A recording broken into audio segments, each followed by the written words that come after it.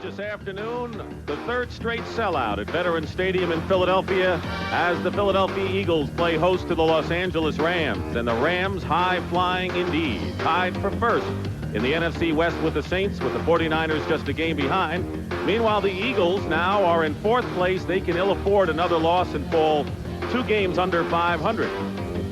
And good afternoon again, everyone. I'm Dick Stockton, and there is indeed pressure on both the Philadelphia Eagles and their head coach, Buddy Ryan, to come back and win.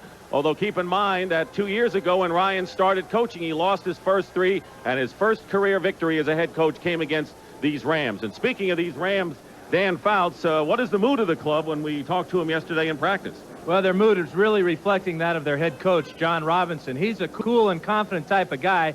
They're 5-0 on the road. That's where they want to be. They're flying high, like you said. Well, they have the best road record in the league. How do you look at today's game? Well, 2 things for the Eagles to win this ball game. Number 1, they've got to get off to a better start. They cannot afford to fall behind the Los Angeles Rams. For the Rams, on the other hand, they've got to control the 2 main men for the Eagles, Randall Cunningham on offense and Reggie White on defense. 54 degrees is the humidity. 63 degrees as we start the game. Not a cloud in the sky. The Eagles have won the toss, and Mike Lansford will be kicking off. Sean Beals is the deep man for the Eagles, and it's taken up front by Mark Konechny, the short man, and Konechny is stopped short of the 25-yard line. Tackle made by Mike McDonald. Randall Cunningham, who has been sacked more than any quarterback in the NFL, facing the team that has done a great job of putting pressure on, will face this Ram defense, basic defense. Doug Reed, Alvin Wright, and Sean Miller, the defensive line. Kevin Green, Carl Eckern, Mark Giroux, and Mike Wiltshire are the linebackers. The secondary, Jerry Gray and Leroy Irvin at the corners, and Michael Stewart and Johnny Johnson, the safety. 1st and 10 on the 23. Byers on the handoff. First play of the game brings it out to the 25-yard line, where Reed and Miller make the stop. The rest of the Eagles offense with Byers, Anthony Toney, the other back, Chris Carter and Ron Johnson, the wide receivers, and Keith Jackson, having an amazing rookie year, the tight end. Up front, Matt Darwin, David Alexander, Dave Remington. Ron Baker starts at right guard this week, and Ron Heller is the right tackle. 2nd down and 8 on the 25-yard line. This time it's Toney, and Anthony Toney gets some running room off the left side and is close to first down yardage, short by about a yard. Mike Wiltshire making the tackle for the Rams. Well, Dick, you talked about how many times Randall Cunningham's been sacked. One thing they're going to try to do today is to run the ball a little bit more. They feel that they can run it against the Rams. The Rams had trouble a couple weeks ago against the 49ers stopping the run. Cunningham today wants to run the ball on 1st and 2nd down, so he's not put in that obvious pass situation where he has had trouble, or his offensive line has had trouble protecting him. Cunningham is not scrambling on his own as much as he did earlier in the season. He's going to have the ability to change the play a lot at the line of scrimmage. He calls his own number and gets the first down as he brings it out to the 35. Michael Stewart on the stop. 2nd leading rusher for the Eagles this year is their quarterback. A pretty good indication of the type of ball player he is. Most quarterbacks on the quarterback sneak just lean forward and wait to hit the ground. Cunningham that time, he saw a little bit of a hole, got about 3 or 4 yards. Gary Jeter has come in the game with Sean Miller. And the Eagle defense in there now for the Rams. The Eagle defense playing the Eagles today. That's 5 linebackers. 2 down linemen. Cunningham on first down. Hits Byers out of the backfield. Byers drags a Ram to midfield. Gets the first down with ease. And a gain of 15. Michael Stewart was holding on. Johnny Johnson and Larry Kelm also on the play. Pete Byers is the setback to the left side of the screen here. He'll come out of the backfield on just an option route, and he is wide open, as you can see, but Stewart's a little bit late in picking him up. And the great thing about Byers is he's built more like a tight end than a running back or a wide receiver. Catches the ball like a wide receiver, but he's got power to break tackles and make the extra yardage after the grab. Still 5 linebackers for the Rams on first down at midfield for Philadelphia. Short drop for Cunningham. And his pass incomplete up the middle. It's intended for Byers again, as the Rams did a solid job of covering the receiver. There are very few quarterbacks that can stand in the pocket and be as cool looking as Randall Cunningham. He is just surveying the entire field here. Outstanding protection for Cunningham early in the game. But he amazes me standing back there. I know that when I played, I had the most nervous feet you could possibly get. I wanted to get rid of that hand grenade you're carrying back there. Is that what they call happy feet? 2nd down and 10. Inside handoff to Anthony Toney. He's in the Ram territory at about the 46-yard line. Mike Wilshire and Carl Eckern on the stop. With Mike Quick out of action. He's been down for 5 weeks now, and Greg Garrity out with a sprained knee. Ron Johnson and Chris Carter are the main receivers. We'll see some of Kenny Jackson, but Dan, the Eagles aren't relying on the wide receivers as much as they are to their tight end, Keith Jackson, in their back. Well, Jackson leads the league in receptions, and Byers has got 42. So they are the 2 main guys as far as the pass situations are concerned. 3rd down and 7, and nickel defense for the Rams on the 46 of L.A. Out of the shotgun. Cunningham with time, and the pass is incomplete. He was going for Ron Johnson, and Johnson was covered by Leroy Irvin. So that'll bring up 4th down, and the Eagles will kick it away. John Telchik will come in and punt. Well, this is a punting situation. This is where the Eagles have had a lot of adventures this year. 4 fake punts from punt formation for Telchik. He's been successful on half of them. Had a real disastrous punt last week, though. Johnny Johnson back there with Leroy Irvin. Fair catch called for, and the Eagles do not keep the ball in play as it is a touchback into the end zone. A 46-yard kick by Telchik, an outstanding athlete for the Eagles. Rams take over when we return. A winning record as an NFL starter for Jim Everett, who had an impressive victory over the Saints last week at quarterback for the Rams. He'll be looking at the Philadelphia 4-man front of Reggie White, Mike Pitts, Jerome Brown, and Clyde Simmons. The linebackers are Seth Joyner, Mike Reichenbach, and Todd Bell, the former safety of the Bears. The secondary, Roynell Young and Eric Allen. The cornerbacks, Allen's a rookie, Wes Hopkins, and Andre Waters, the safety. 1st down, Rams on the 20. Robert Del Pino is in the game in the bottom of your screen, number 39. Big rush, and the completion to Ellard, who gets by Roynell Young, and now Henry Ellard off to the races to the 20-yard line, and Waters finally catches up with him on a big play on the first possession for the Rams. 67 yards to Ellard. This crowd known for their booing of the home crowd, letting out now. We see Ellard goes in motion there just to the right of the screen. It's a simple post pattern. The Eagles are in man-to-man coverage, and Ellard just beats Roynell Young right there, and he's off to the races. Andre Waters had the angle on Ellard, and he chases him down, but what a great start for the Rams, deep now in Philadelphia territory. The Eagles put a tremendous rush on Everett, and there is Henry Ellard. You know he's going to catch a little guff for not taking it all the way in. Double tight end for the Rams. 1st and 10 on the 12. Greg Bell dives forward for 2 yards. Reggie White and Mike Pitts on the stop. The rest of the Rams offense, Buford McGee and Del Pino will alternate. Greg Bell, you saw the carry. Henry Ellard and Aaron Cox, the wide receivers. Damone Johnson, one of the 2 fine tight ends for the Rams. And a great offensive line, frankly, with Herb Pankey, Tom Newberry, Doug Smith, Duval Love, and Jackie Slater. A 67-yard pass play on the opening possession for the Rams, the 2nd longest pass play of the year for them. They have a 2nd and 8 on the 10. Everett on the rollout hits Del Pino, and Del Pino is knocked out of bounds at about the 5-yard line by the free safety Wes Hopkins. Rams like to use a lot of motion with their offense. Here we see number 39, Del Pino, coming in motion. He's just going to run right out into the flat. The 2 inside receivers in the slot side there were running down and in type of patterns, trying to create little traffic problems for the guy that's had to cover Del Pino out of the backfield. But kind of a little pick play almost. You see a lot of that in this type of situation. Good blocking by Greg Bell on Clyde Simmons. So it's important that the backs block. 3rd and 3 now for the Rams on the Eagle 5. Pass, Holohan, the tight end, incomplete. He was hit immediately by both Hopkins and Waters. A strong hit, and a penalty marker is down. Let's see if one is down. Now Pete Holohan's down, though, Dick, and he was wide open coming off the line of scrimmage there. There was a mix-up in the backfield for the Eagles as to who had him in coverage. There you see Pete in motion there. He's going to run a flat pattern. Everett's a little late getting him the ball, and then he throws him a high pass.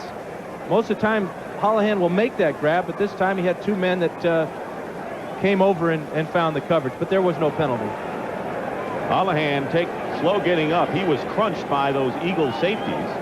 Philadelphia's defensive backs have come under fire lately, so it's 4th down, and Mike Lansford, who kicked 4 field goals last week, and now Holohan is the holder for Lansford. So the question is, as Everett comes out, as to who will hold for Lansford's field goal attempt, and you can see it'll be Holohan. Well, and the other question is, now they had the trainers out there, and the head coach even came down to see how Holohan was feeling. Doesn't he have to come out for one play? I would think, yes, he shook off the coaches and the trainers and said, hey, I'm okay to go in and hold now. But if he can't go in and hold, that is a tough situation for the Rams extra point team. And it's a timeout called by the Rams because of that injury to Holohan. Everett had come on the field to hold in case Holohan couldn't do the job, but now a timeout is called to set up this field goal. And the Rams, who Dan mentioned, 5-0, the best road record, scored first in all of their triumphs away from home.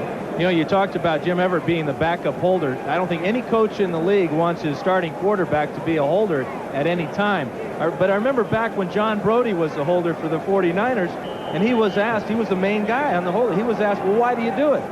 He said, well, if I don't hold the ball, it'll fall down. It's like, how do you feel with my hands? That's the line Chuck Nolos used to tell people. 22-yard attempt coming up. Lansford with Holohan holding.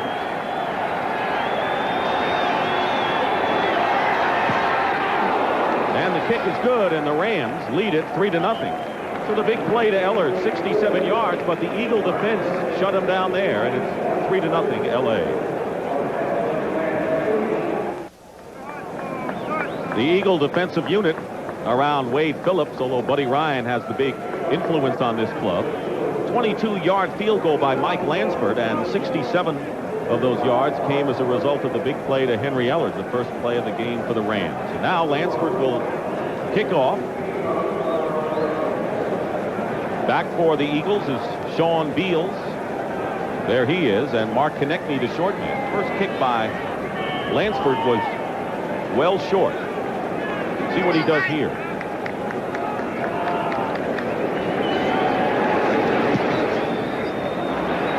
Another short kick. This will bounce and go out of bounds at about the 12, and so the Eagles will start from the 35-yard line. So Lansford a little rocky in the kickoffs to start this game. And I wonder if William Frizzell has ever ridden on the subway, because he looks like he's got a pretty good technique for jumping over the turnstile. He's in the circle there, number 33, and he gets real close to blocking this field goal. You better have his token the next time around. That's what he gets for cheating. Well, the Eagles, who have started slowly all season long, really had their rough starts, and on the first play of this possession, Anthony Toney brings it out to the 35-yard line. No gain on the play. Mike Wilshire and Alvin Wright on the stop. Well, the Eagles are, I guess, as puzzled as anyone as to why they really have stumbled at the start of games. Well, everybody we talked to all week doesn't have the answer. One of the things they keep mentioning, though, are all the mental mistakes. This is a young ball club, both offensively and defensively. They're still learning their systems, and they keep making crucial mistakes at the worst possible time. 2nd and 10 on the 35, and Byers with a sweep doesn't get much, and again, nothing doing. No gain on the play. It's been tough to run on the Rams all season. This time, Kevin Green makes the stop on Byers. It's especially tough to run wide on the Rams, especially when they come up and play their version of the 46 defense, the Eagle defense, the linebacker defense. We're going to try not to confuse everybody by saying that the Rams are in their Eagle defense when the Eagles are on offense and all that. So maybe we'll call it their linebacker defense. But the great thing that it does, it puts very active mobile players in the game that can run down wide plays like sweeps. Gary Jeter in the ball game. Pass rushing specialist, number 77. On 3rd and 9, Cunningham under pressure. Just past the outstretched hands of Ron Johnson. Covering was Leroy Irvin. and that'll bring up 4th down. Very important when a team blitzes you that you take advantage of it as a quarterback and a wide receiver. The Rams are in an all-out. You see number 23, Stewart, coming on the safety blitz here. Cunningham gets the protection. He's got the coverage he wants. Johnson has got Irvin beat. Just misses on the reception, but you've got to make that play to prevent more safety blitzes from the Rams later on. John Telchik on 4th down with the punt. Henry Ellard to receive it for the Rams. Takes a high bounce on the 30 and will be down by the Eagles at the 29-yard line. Ty Allard, who's been added to the special teams corps for the Eagles, was downfield to make the play. Dick Stockton and Dan Fouts here at Veterans Stadium in Philadelphia. 7:55 remaining in the first quarter, and the Rams lead the Eagles 3-0. Rams getting set for their second possession of the game. Willie Anderson, one of 2 rookie wide receivers. Aaron Cox started the game, and he's out of there now, but Anderson teams up with Ellard. Buford McGee in there with Greg Bell in the backfield. 1st and 10 on the 31 of L.A. Greg Bell gets a couple close to the 35-yard line. Clyde Simmons, the tackle for the Eagles. We should see a lot of Charlie White today also. Talked with John Robinson yesterday, and he said that he wants to play both of them almost evenly today. But he also felt that getting into the second half of the season, Charles is fresh now. He's back in shape. He's 100%.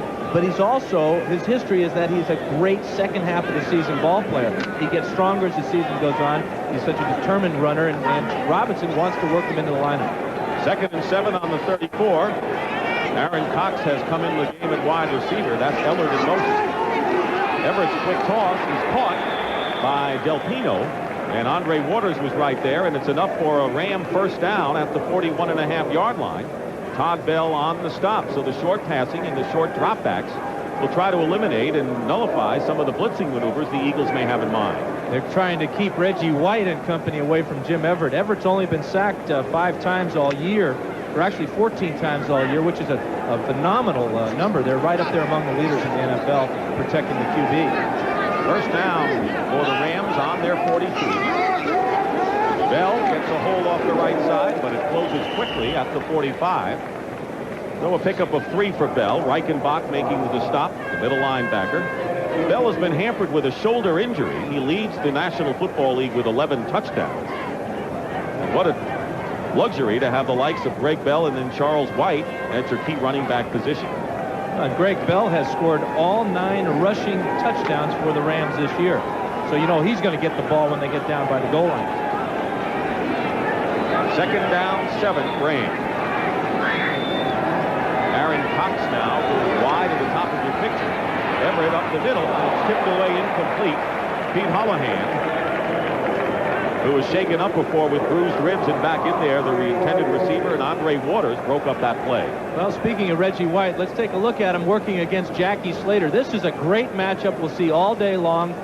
One thing that Reggie wants to do against Slater is get in his chest and push him back. He feels that Jackie comes up out of his stance a little high, and that's the maneuver that Reggie White wants to use today against him. But I've got news for Reggie White. You're not going to push big Jackie Slater around. He's a real heavyweight. Charles White is in the game for the first time today for the Rams on 3rd and 7.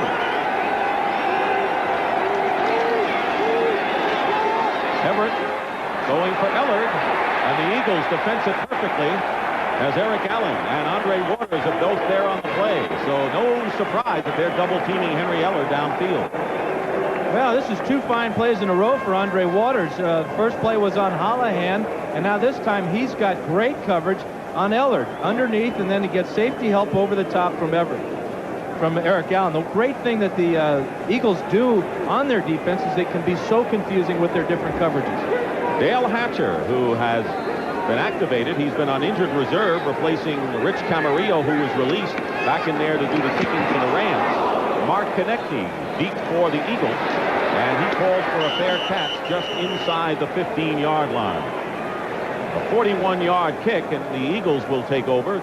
Still struggling in the first quarter, but I'd have to say, Dan, that the Philadelphia defense has done a pretty good job against the passing of Everett, save for that first big play to Ellard. Well, and that's one thing that concerned the Rams coming into this ball game. when you're playing a team that plays so aggressively, you're almost in a situation as a quarterback and as an offensive play caller where it's feast or famine. You either get the big play or you get nothing at all. Well, the Rams have got one big play, but on this series, they got nothing. Leading it 3-0. First down on their 14 for Philadelphia. And the handoff inside of Byers. Good hole, and gets it out to the 21-yard line. Gain of 7 that time. Alvin Wright, the nose tackle, and linebacker Mark Giroux on the stop. Well, if the Eagles are going to have any success running the ball, it's going to be on straight handoffs and right up the middle type of plays. With the all 8 up that the Rams will play with their defensive linebackers and defensive line, you're not going to get anything wide against them. You're going to have to make a little crack in their defense and get up the field in the middle between the 2 tackles. 2nd and 3. Again, an inside handoff, and again it fires, breaks a couple of tackles, and gets a first down and beyond the 30-yard line. 10 yards on the play. Johnson and Stewart on the stop for the Rams, and Keith Byers off to a good start on another trap play. The exact same play they just ran, and Byers is showing the power that he showed when he was a great at Ohio State. He is a real load in there, and he can run between the tackles. Off to a solid start, and the Eagles told us yesterday they thought that they would use Byers more as a receiver with Tony the main runner. But Byers is off to a hot start, and a first down, Eagles on their 32. Cunningham on first down. Threw a hard pass to Byers coming out of the backfield. Certainly not his first option. Mark Giroux was defending on the play. One of the interesting things that we're seeing happen right now is that when the Rams get up into their linebacker defense, their Eagle formation, they're forcing Cunningham to check off at the line of scrimmage. But the Rams they found that out on their first series. What they did that time is they dropped out of their Eagle into their Hawk, which means they're playing zone instead of man-to-man. Little confusion for Cunningham that time. Rams have been a solid zone team, except when they're in that 5 linebacker alignment. 2nd down and 10. And here's Tony going wide. Breaks one tackle, and Anthony Tony scampers down the sideline for another Eagle first down. Leroy Irvin on the stop. 13 yards that time to the 45-yard line. Well, Tony breaks a tackle right at the line of scrimmage from Mike Wilcher, and this is a play that Wilcher has to make. He's got contain on this side, but Tony just slips him there. And then watch at the end of the run how Tony gives a little exclamation point there to Leroy Irvin. Part of the physical style that Buddy Ryan likes to play. 1st and 10 at the 45. Junior Tortolatazi has come in the game. Blocking for Tony, and Anthony Tony picks up about 3, getting close to midfield. And right now for an NFL Today update, let's check in with Brent Musburger. Brent? All right, Dick, Minnesota strikes first on Detroit, and they punch in a touchdown. So if the Bears falter, the Vikings on their way to picking up a little ground. Let's go back to Dick. All right, Brent. And there you see our story with under 4 minutes remaining in the first quarter. The Rams lead at 3-0. Unusual for the Eagles to be running so well, but they have been. And on 2nd and 6, Cunningham's pass in the hands of Byers and out. As Byers had a sure first down, but he couldn't hold on. Byers a little over anxious on this play. The Rams drop back into a zone. Byers hooked up on his option route out of the backfield, takes his eye off the ball. This one drilled him right in the chest a little bit. Not that hard as the play before to Byers, but he was just over anxious, looking to make some yardage after the catch. Cunningham is now 1 for 6. He has missed his last 5, but that last one wasn't his fault at all. 3rd and 6 at the 49 of Philadelphia. Design sprint out Cunningham, and he's got Carter, and a first down, and out of bounds inside the 40. 12-yard pickup. Anthony Newman on the stop to Chris Carter.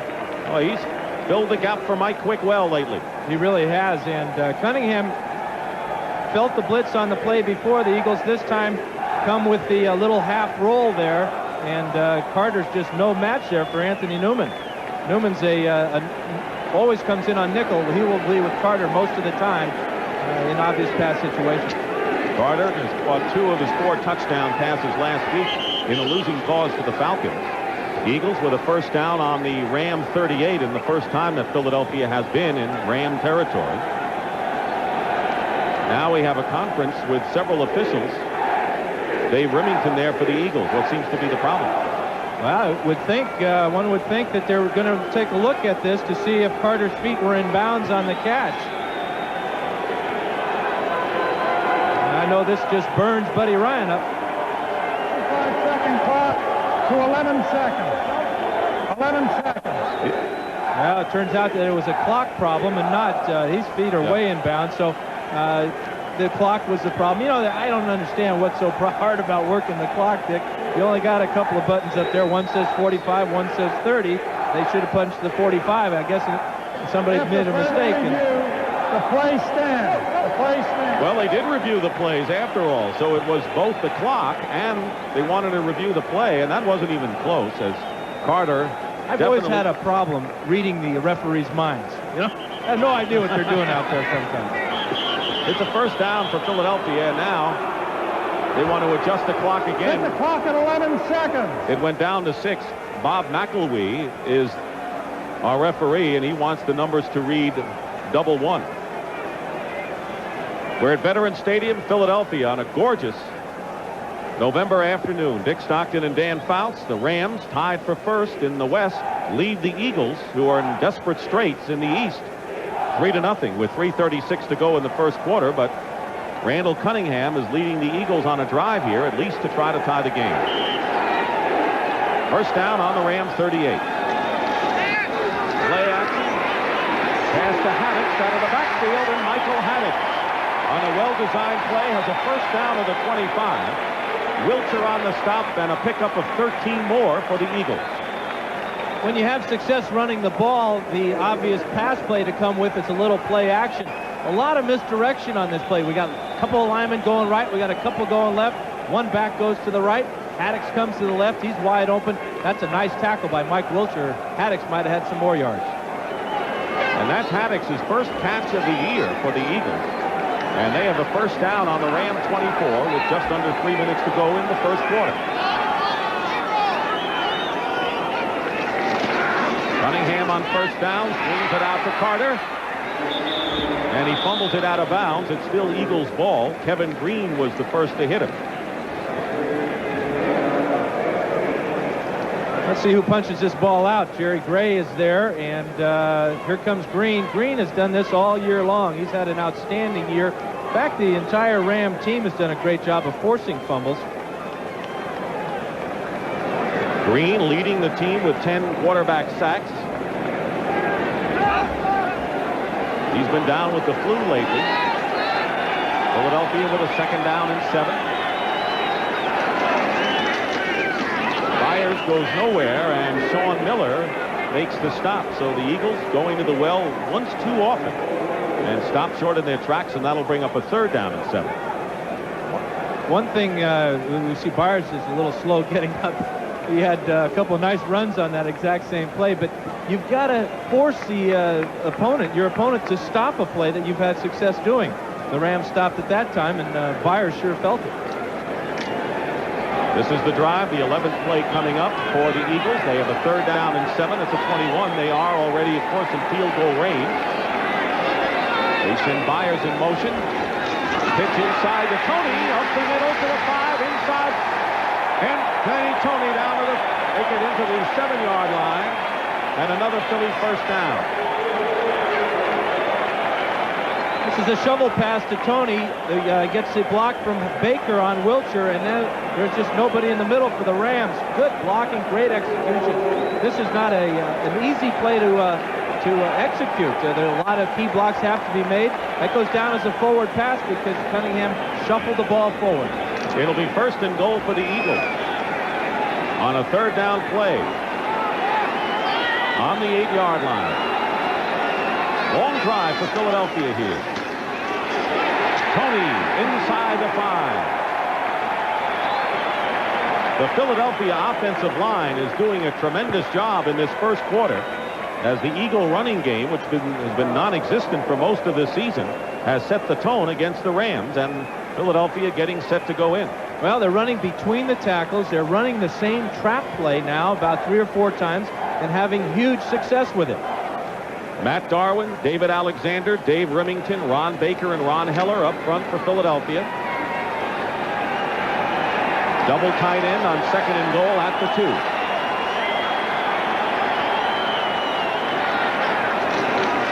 2. Here's Byers, and he'll go nowhere. In fact, he'll lose a yard. Alvin Wright, the nose man, and Michael Stewart forcing from the secondary, and holding called against Philadelphia. Flag down. We talked earlier about mental mistakes and why the Eagles are having so much problem scoring in the first period. Well, here they are 2 yards away from a touchdown. Holding, number 50, offense. 2nd down. 2 yards away from getting into the end zone to take the lead, and Remington is caught for holding. He's a veteran. He's got a tough block on this play. You see him, number 50 there. He's got to reach out, and he'll pull down, or try to pull down, big number 99, Alvin Wright. Well, you're right. One of the reasons that Cunningham scratching his head about their problems offensively early on was lack of execution, and there was a lack of execution on that play. So it'll be 2nd down and goal, but back to the 12 for the Eagles. Cunningham, who's hit his last 4 passes, makes it 5 in a row now to Byers.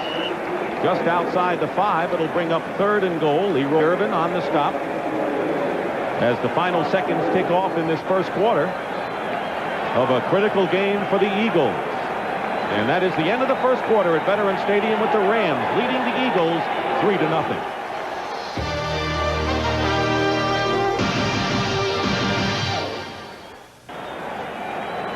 We're back here at Philadelphia as we start the second quarter, and every game has its share of significant plays, and one is coming up right now. 3rd down and goal at the 5 for the Eagles, who trail 3-0. They are deep in field goal range, obviously, but the Eagles are looking to take the lead. Ron Johnson wide to the right.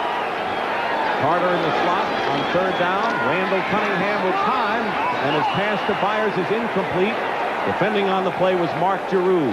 So that will bring up 4th down. The Eagles will have to settle for 3 if they get through. A lot of contact on Byers by Giroux.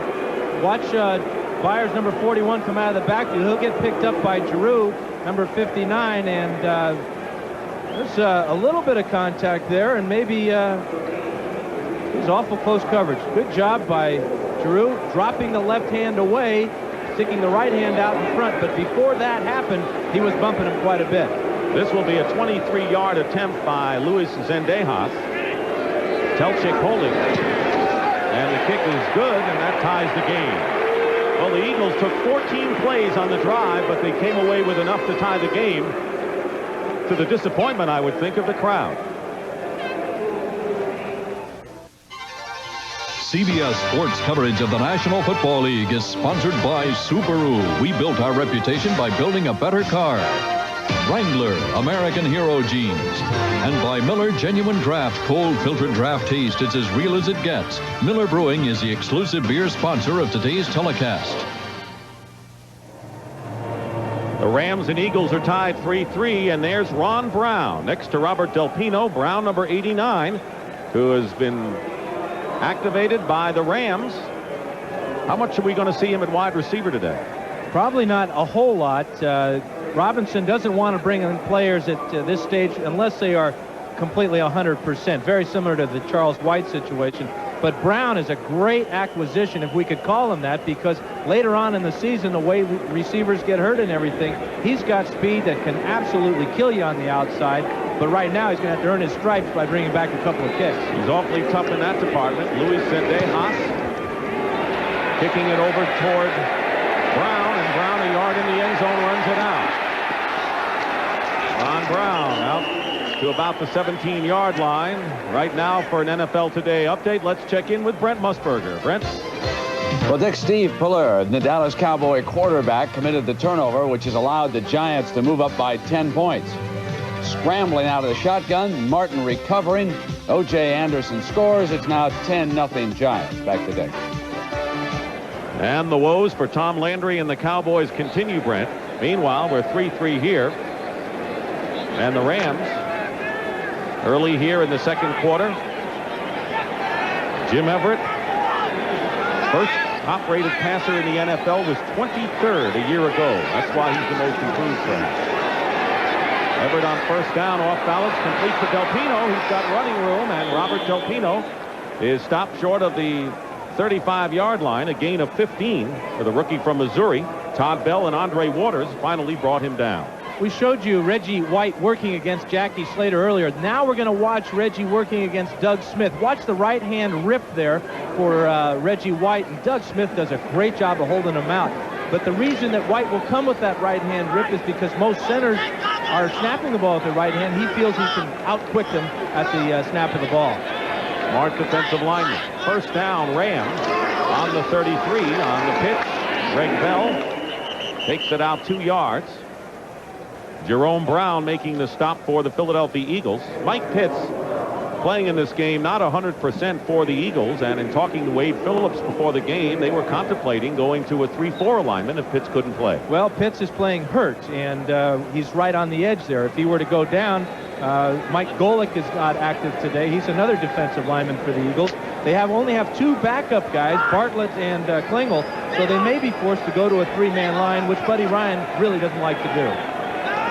Second down and 8 on the Ram 35. And Everett goes down. He knew he had no chance as the outside linebacker, Seth Joyner and Todd Bell, stormed in. And Everett goes down and didn't take much of a loss in the process. Well, the story here is that it's the linebacker getting a sack. Here comes Bell. He only had a half a sack coming into the game today. This will give him 1.5, and for a little tiny linebacker, 6'1", 210 pounds, that's a big play.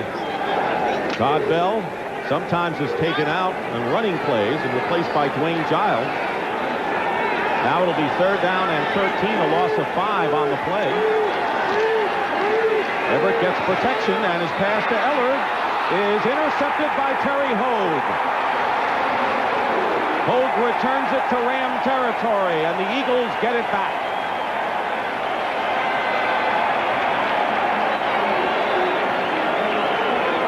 This ball should have been caught by Henry Ellard. It's a fine throw by Everett as he gets the time to throw, but watch on the deflection the great athletic ability of Terry Hogue.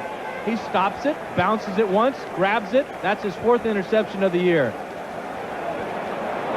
One of the reasons you get interceptions is if you get pressure on the quarterback. This time Reggie White goes inside against Jackie Slater. He's right in Everett's face and knocks him down. Fine throw by Everett. So I don't think the pressure bothered him. And as you mentioned, for Hogue, his 4th interception, and he's not even a starter. He comes in nickel situation. Eagles with a first down on the Ram 48. To Anthony Toney, trying to get away from Urban and may get back to the line of scrimmage. Checking scores of other games around the league. The Rams coming in said that despite the threat of Randall Cunningham to run, they didn't want to really slow down what has been an impressive pass rush. They came in leading the league with 41 sacks. When you're having success and nothing's broken, you don't have to fix it. So let's just go after them with the normal things we do. We're not going to do anything special to them. Second down and 10.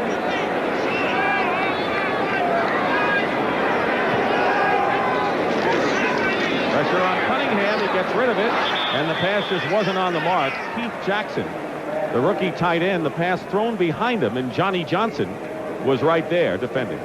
One thing we don't realize is that Randall Cunningham is still a young quarterback in this league. He's played quite a great deal, but the Rams are doing a nice job of mixing their coverage. Here they came with a blitz. Cunningham had to go to his hot receiver, who was Keith Jackson on that play. Good coverage by Johnny Johnson. Kenny Jackson, who retired after last season and was signed when Mike Quick went out, activated, is in the game, number 84. He'll be the 3rd wide receiver for the Eagles today. On 3rd and 10. Bobbles the snap. Cunningham recovers. And he couldn't get away from the defender. He's short of a first down by about 6 yards. Leroy Irvin was there to make sure he didn't get away. And now it'll be 4th down, and John Telchik will come in to kick for the Eagles. Telchik not only has run from punt formation and pass from punt formation. He's had 4 punts blocked this year. The Rams, in talking to their special teams, they don't feel so much that they're going to get a chance to block one. They like their chances of busting a big return. They have Johnny Johnson and Leroy Urban back for the Rams for that purpose. This is a fine punt by Telchik and no chance for a return as it sails in and out of the end zone. 43-yard kick by Telchik. Rams will take over in a tie game. On our game summary, a couple of surprises that the Eagles have outrushed the Rams, that they've had the ball by more than a 2-to-1 ratio, but they did not come away with anything after Hogue's interception. And as a result, the Rams have it. First down and 10 at the 20-yard line in a 3-3 game. 11:18 to go in the second quarter as Lansford and Zendejas have exchanged field goals. Charles White and Buford McGee in the backfield for L.A.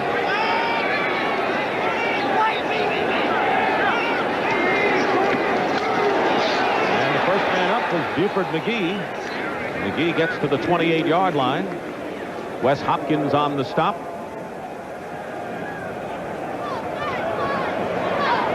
You see number 92 here, Reggie White. He's going to try a little stunt here on the offensive line, and he stunts himself right out of the play as Buford McGee picks the hole and makes a nice little gain. And actually, Dan, it's the best run of the game for the L.A. Rams, 8 yards.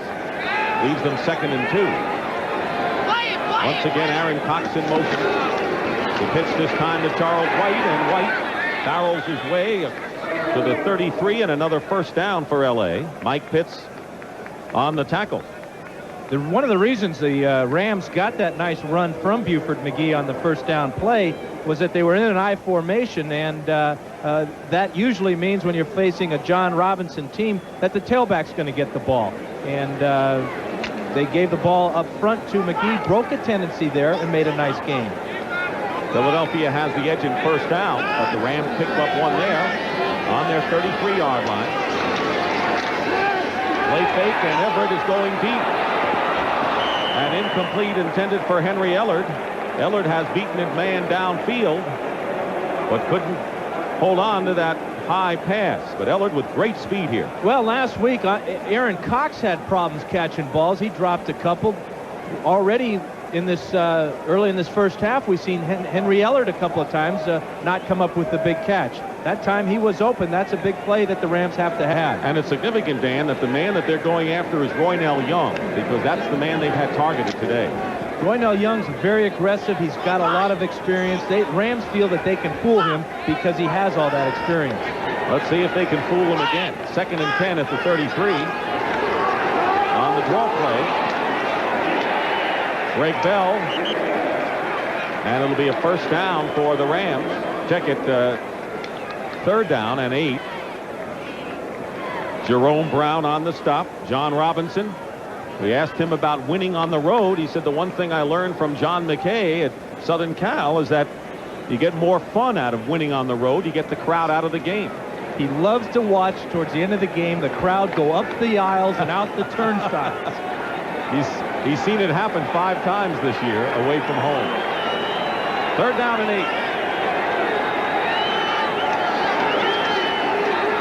Everett off the back foot, throws an incomplete pass. They had both Ellard and Cox in the same area. Eric Everett was covering on the play, and that'll bring up 4th down. And Dale Hatcher coming in to kick for the Rams. If you're a Ram player, you're feeling a little edgy now as far as their offense is concerned. They haven't really established anything outside of that first 67-yard pass to Henry Ellard. Nearly blocked by Andre Waters. Mark Konechny back for the Eagles. Makes the play at the 21. Konechny still going.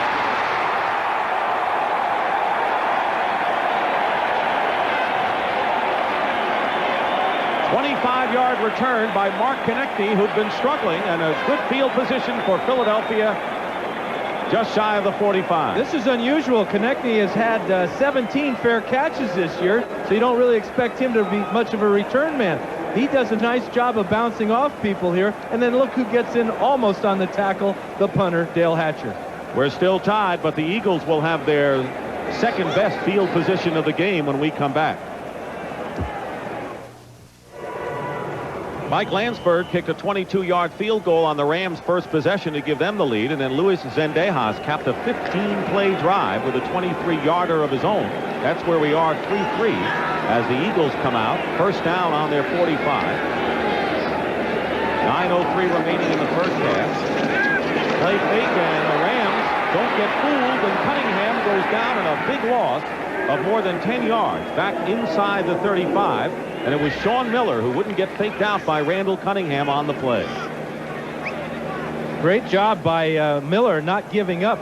It's not easy tackling this man. Cunningham makes people miss a lot. There he makes Doug Reed miss. This is Miller's 4th sack of the year.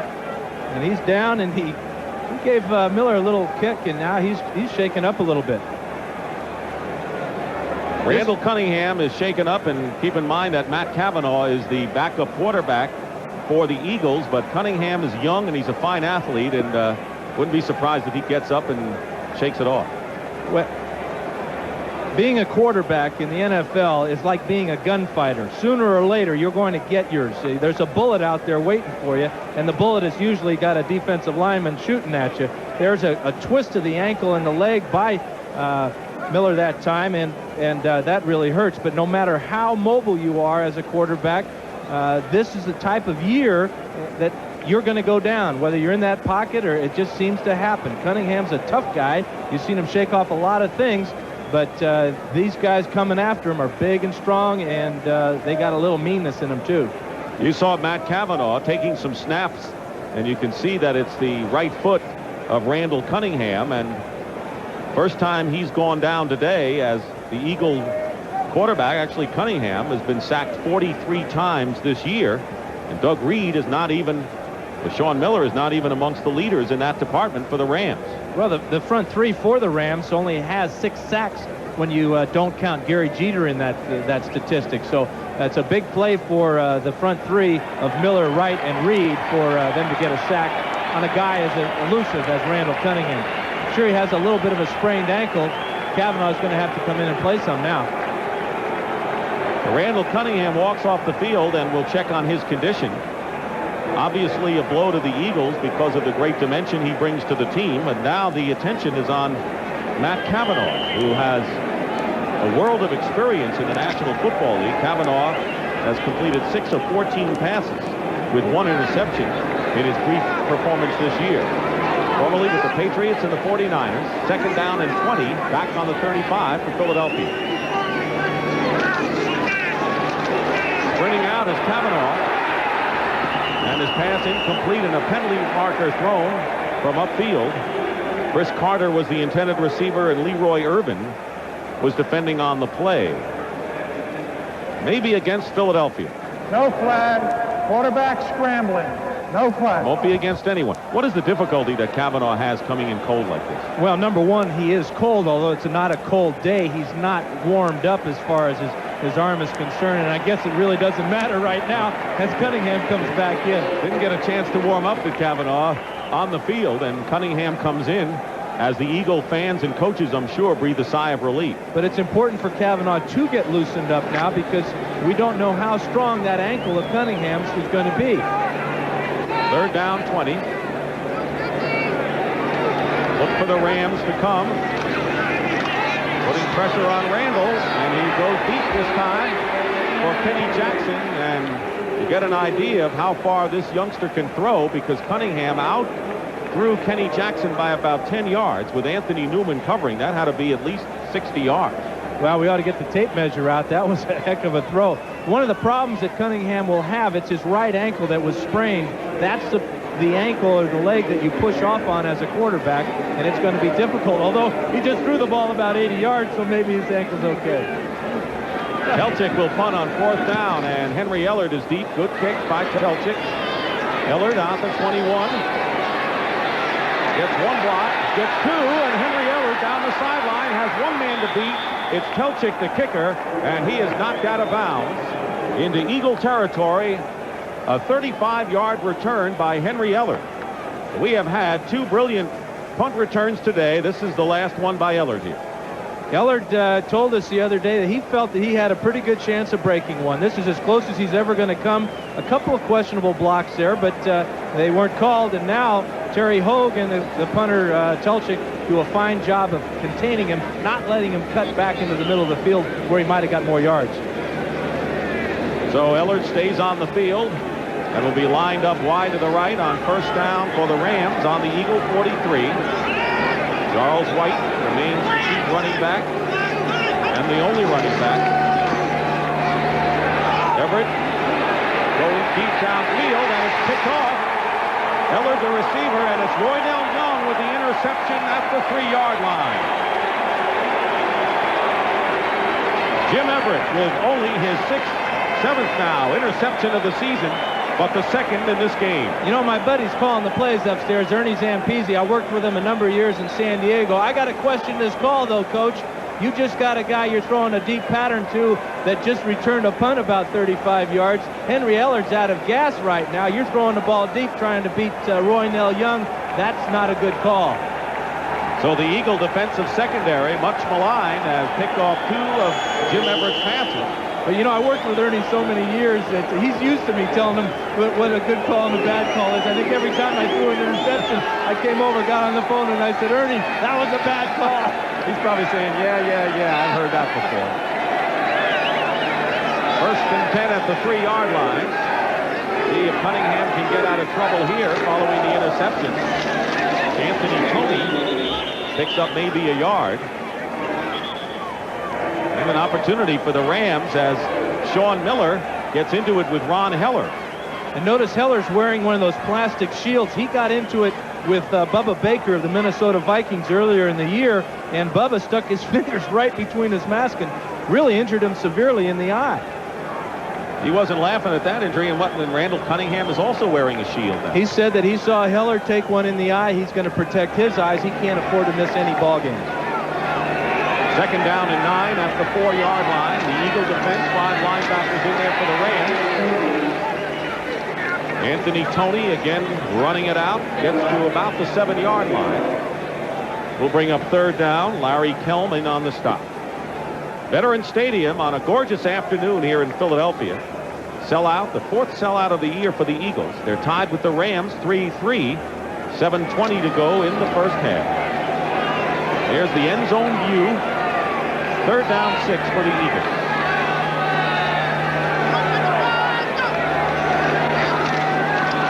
Cunningham will try to run for it, and he may not make it. Let's see where they spot the ball. Fred Strickland came in to make the play. It is very close to 1st down yardage. And they are short, apparently. But I would think they are short. They can measure all they want, but they'll be short by about a yard or half a yard. Well, Randall wanted them to tack on the end of his slide, but once the quarterback goes down, they mark it from that point. They don't give him the slide on the field.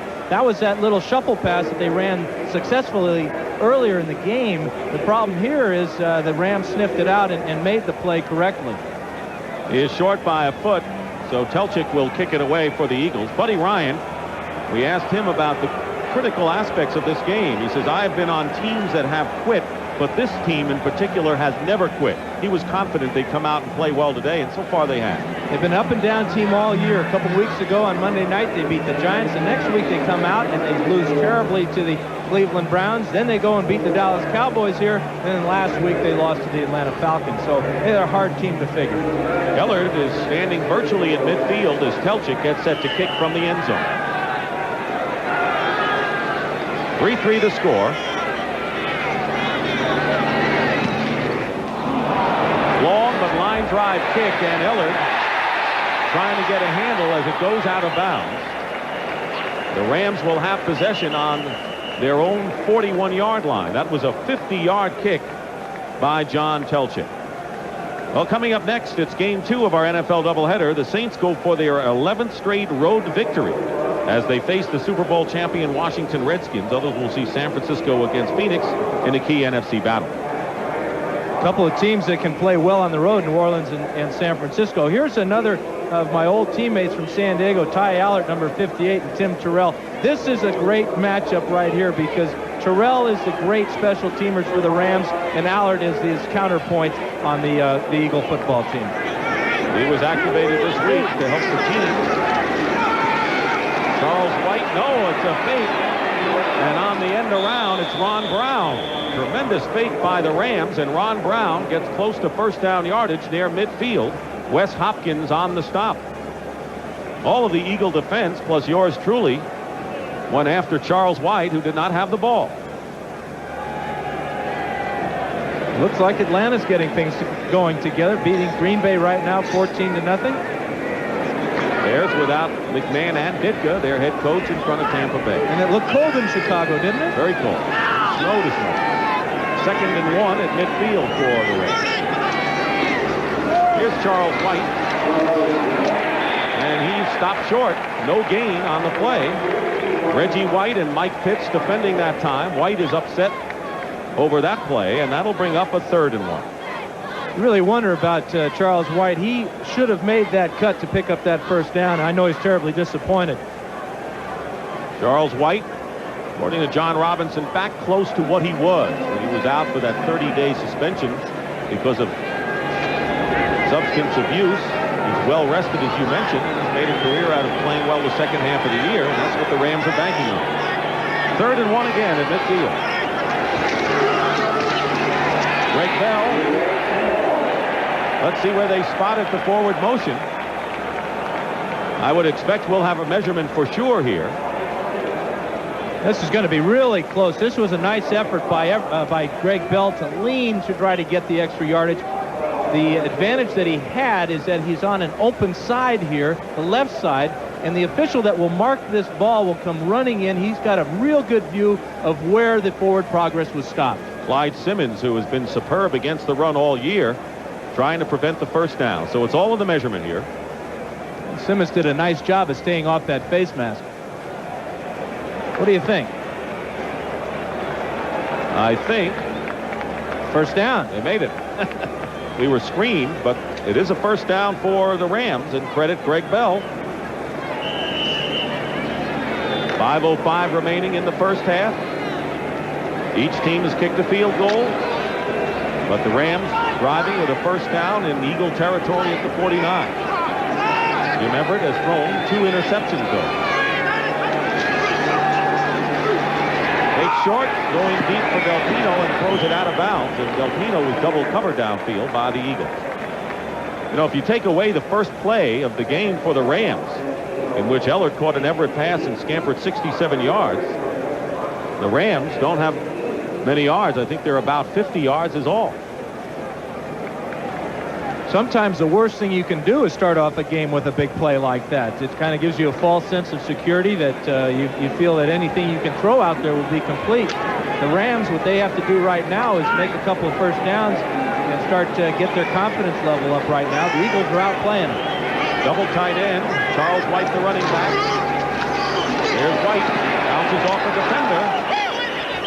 And punches with another one at the 44. Reichenbach and Andre Waters on the stop.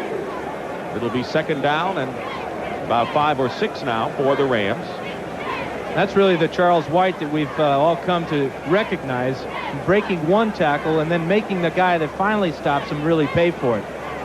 Rams with a 7-2 record this season, coming off their biggest win of the year against the Saints last week, and now they have to play the Saints next week at home. John Robinson felt his team wasn't looking ahead at all in playing today's game with the Eagles. 3rd down and 5. Everett's pass is caught for the first down. Holohan has it at the 36-yard line. Frizzell the stop. What a great luxury to have 2 tight ends, particularly the great hands of Pete Holohan. Well, this is the 58th reception for the 2 tight ends. You see Holohan now has 29, but he's a guy that just really enjoys playing the football game. Great athlete. The very first high school athlete in the state of New York to be named All-State in basketball and football. Pete Holohan. There you see the big difference. They took a gamble when they gave away the blocking abilities with David Hill last year, but they like what they've gotten in the 2 tight ends catching this season. First down on the trap. Robert Delpino with one of his rare rushes from the line of scrimmage. Gets a couple with Reggie White on the stop. Delpino, a rookie from Missouri, proved to be a versatile back for the LA Rams, as the time shows 3 minutes to go in the first half. Well, 3 minutes to go in the first half, and we got a 3-3 tie. Both of these teams have scored a lot of points in the second quarter this year. The Eagles have scored 81, and the Rams have scored 86. You would expect a lot more scoring, but the defenses are really having a good day so far, plus a couple of turnovers. And it's not the lack of offensive effort, it's the defenses who have really set the tone. 2nd and 8 for the Rams. Everett off balance again, throws it away. Damone Johnson was the intended receiver, and Wes Hopkins was covering. That's one of the things that Dick Coury, who used to be on the staff of the Eagles, has been working with Everett, and that is the mechanics, the technical aspects, and throwing off the right foot. So much of this type of offense is being ready to throw. It's a timing offense where the quarterback makes his quick reads and throws the ball. The one thing that they've always talked about Everett is that he's such a big, tall guy that his mechanics are a little bit too big. He doesn't take small enough steps. He's not in position to throw properly at a lot of times. 3rd and 8. And a quick pass is caught shy of the first down by Willie Anderson. He is hit immediately at the 29-yard line, and Eagles with a good defense. That's Roynell Young, who made the hit and prevented the first down with the tackle. What really prevented this was the safety blitz. You see everybody coming right now at Everett. He has only one man to go to on this situation, and that's what we call a sight adjustment. The quarterback and the wide receiver, Anderson in this case, both have to recognize the safety blitz, break off his pattern. Good call by the Eagle defense. And now a 44-yard field goal by Mike Lansford to try to break the tie. Holohan holds. And the kick is long enough, and it hits the upright and falls back. It is no good. Mike Lansford unsuccessful on this 44-yard attempt. Well, this is the worst sound that a field goal kicker will want to hear other than a blocked kick. This one will hit the upright, and a little doink right there. The bad bounce, no field goal. Eagles get it back when we come back. The Eagles have the ball. Our 2-minute warning is upon us. And right after Lansford missed the field goal, the clock went down to 1:57. So now the Eagles, with Randall Cunningham, who missed one play. He has an injured right ankle. First down on the 27-yard line. 3-3 to score. Still bobbles the snap and throws it over the head of Anthony Toney.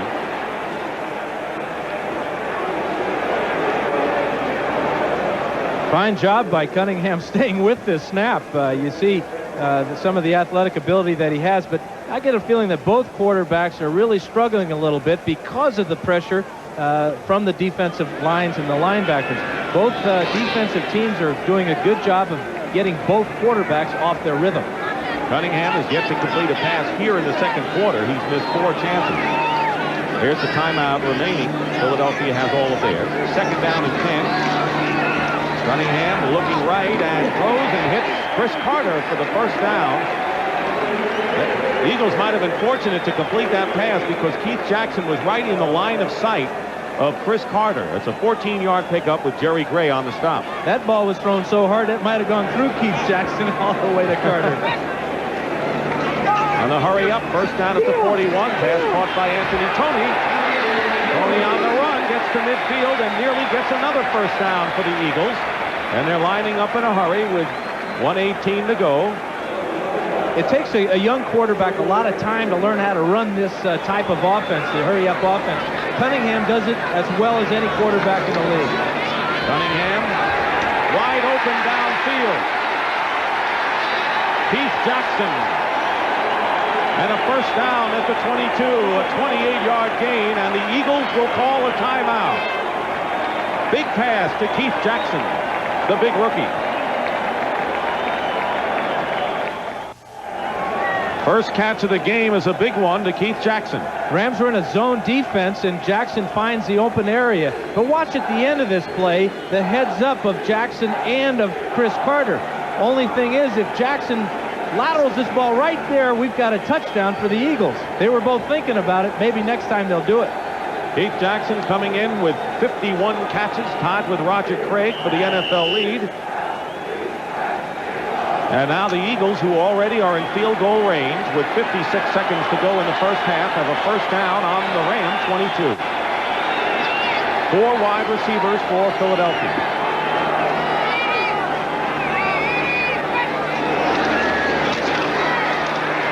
Cunningham's pass is caught again by Jackson. Jackson goes in for the touchdown.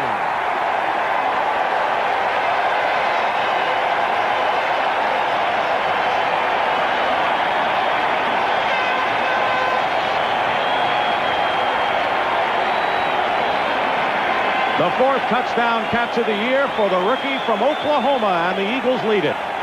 The Rams have had sloppy tackling all day. This time Jackson makes the grab, breaks the tackle, and gets into the end zone. But one of the motivating factors that Jackson told me earlier this week, he likes to play against teams that he had a chance of drafting him. He was picked number 13th in the first round. The Rams had a shot. He feels that he wants to pay him for not picking him. Then Dehas's kick is good, and the Eagles lead it 10-3. Keith Jackson got away from Mickey Sutton. The big guy beat the little guy, and Philadelphia is in front. Let's take a look at the touchdown from the end zone. We'll see Keith Jackson come into your screen from the right side. The Rams are in an all-out blitz, man-to-man coverage. No question that Mickey Sutton should have made this tackle, but he also should have had closer coverage on Keith Jackson. 22-yard touchdown pass, and we told you that Randall Cunningham had not completed a pass in the second quarter.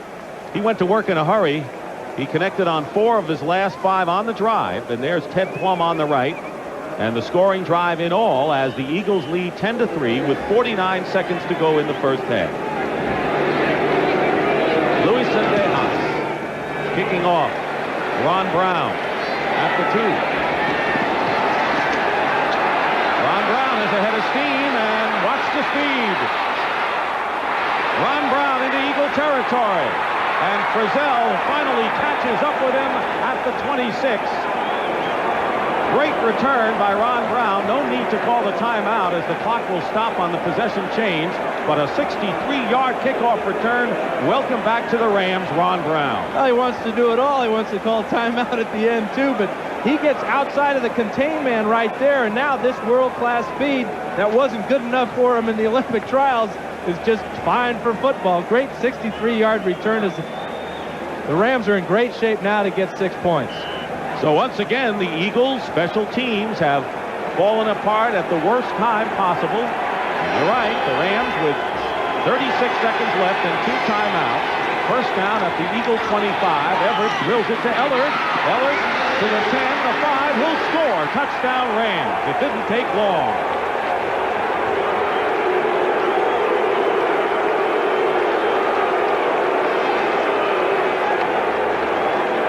John Robinson's Rams strike back thanks to the 63-yard kickoff return, and Buddy Ryan has to be gnashing his teeth over the failure of the special teams, but here's the score. Well, they're playing man-to-man coverage here, and this is just the wrong type of defense to be in.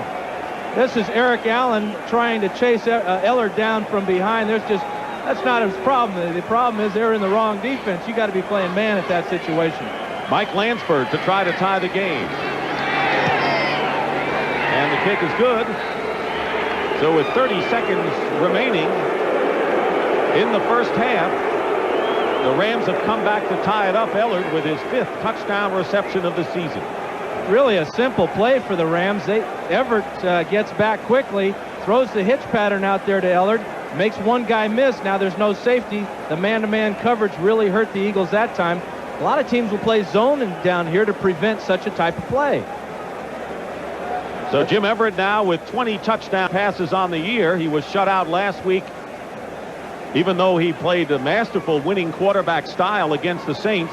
But Henry Ellard is having a great year, and when we talked to him yesterday at their hotel, he said, you know, I've had 5 quarterbacks in my first 4 years in the league.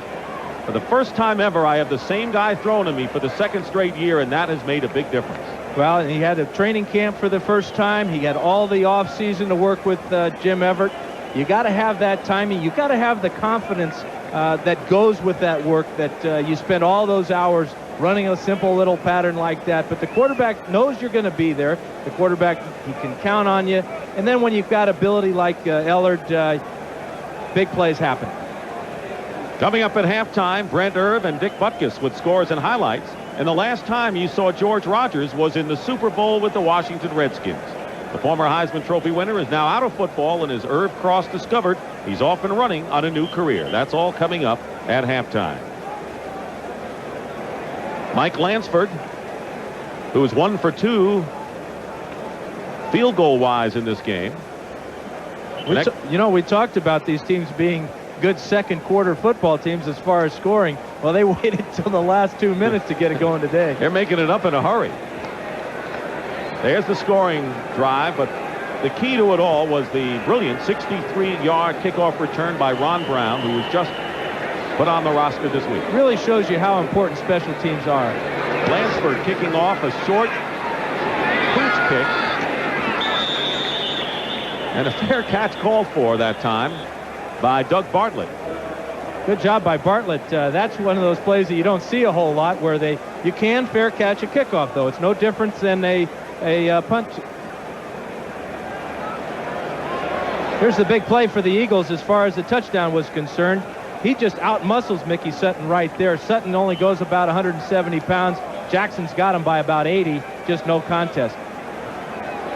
And this was the Ram touchdown to Henry Ellard as he beat Allen and went in to score. Meanwhile, the Eagles have a first down on the 25.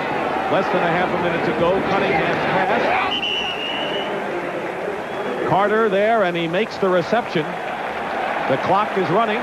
How can the clock be running when he fell out of bounds, though? And unbelievable. The Eagles will call a timeout. That'll leave them with 1. The referees made a big mistake here by both of them being indecisive as to whether he made the catch in bounds, so they did not signal timeout when he fell out of bounds, and that's what they're deciding right now. But he was clearly caught the ball and fell out of bounds. 12 seconds show on the clock. Reset the game clock to 17 seconds. They want to add 5 more seconds to the clock.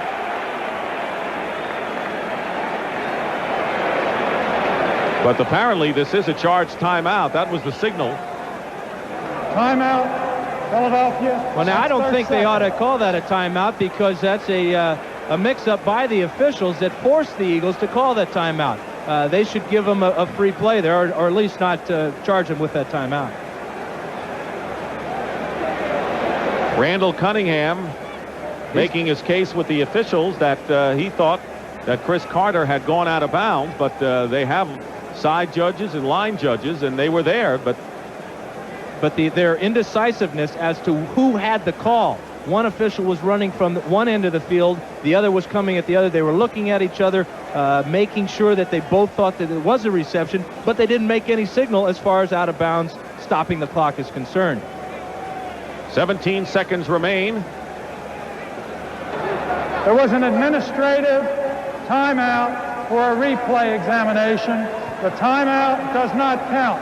Philadelphia has 2. Johnny Johnson went berserk a little bit following that takeaway of the Eagles' last timeout, so they still have 2 timeouts remaining with 17 seconds left. I don't quite know what the administration part is, though. Well, that's called covering your derriere there, because that was no replay review at all. What they were doing was just saying, hey, listen, we fouled up. We got to give this foul up a fancy name. So now they're trying to explain it to John Robinson on the other sideline. So no one, Dan, has really said yet that Carter was out of bounds and the clock should have stopped at 17 because of it. Well, they haven't fessed up. Not many times that you'll find this situation. Most of the time these guys are in control, and they did a good job of straightening it out. They took the timeout back from the Eagles. They added time on the clock, so everything is back to where it should be. That's the point. They corrected whatever problems there were.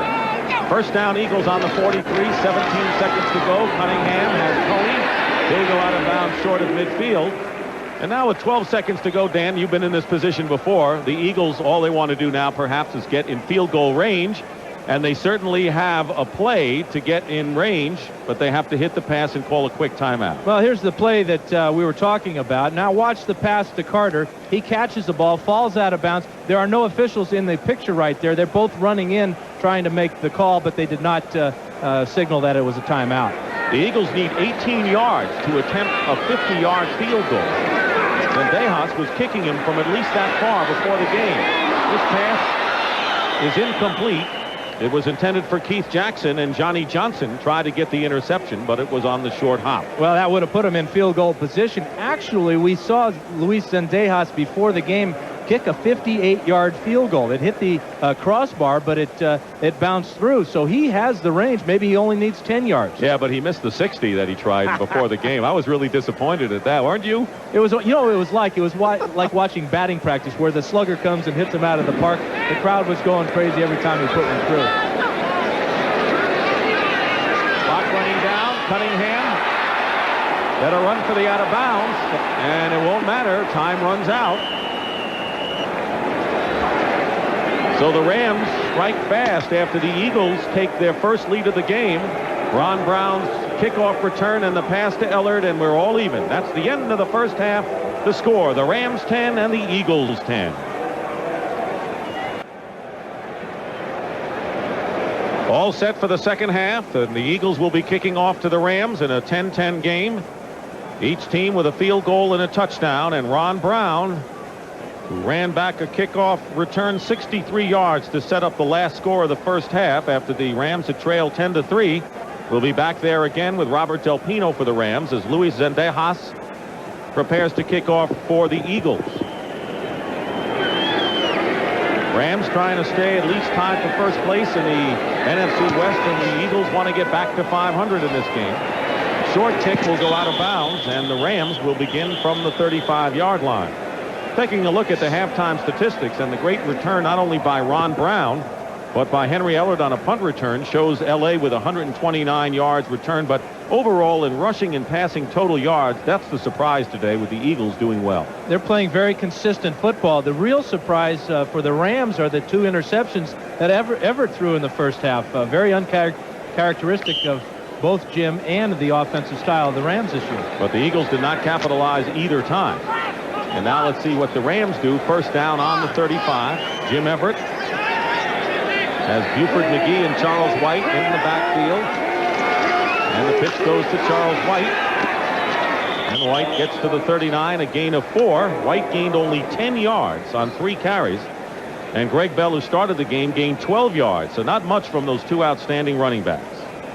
There's the first half possessions for the Rams, and they have gone now 6 quarters without scoring a touchdown. That could become a concern for LA's offense. They got the touchdown to Ellard in the first half that really brought their spirits back after the Eagles had gone down in their 2-minute offense for what appeared to be the leading touchdown. So it's been a great back and forth type of game in this first half. Second down and 6 at the 39-yard line. Robert Del Pino short of a first down by a yard and a half. Todd Bell on the tackle will bring up third down. What are the Eagles doing defensively to stop LA's rushing today? I think the biggest thing that they're doing is in their pursuit. Their defensive line will control most games that they play. They've knocked Everett out of his rhythm as a quarterback early in the game, and then they're very heads up along the front line and controlling the run. You saw Todd Bell leave the game. Wayne Giles is in there to defend against the run, and Greg Bell is hit at the 45-yard line. Let's see if he has enough for the first down. It'll be close. It's Byron Evans making the tackle on Bell. It is a first down for the Rams. You think that John Robinson talked a little bit to the Rams at halftime about running the ball? A little. 3 straight plays, 3 classic Robinson-type plays. Pitch it back to the tailback, and let's see him go. Everybody get a hat on everybody. Push him down, make a little bit of a hole, and see if we can get that first down. Very important for the Rams to establish that type of game early in the second half. They're on their 45-yard line. Holohan in motion on first down. Play fake. Everett can't get out of the grasp of Reggie White, who picks up his first sack of the game.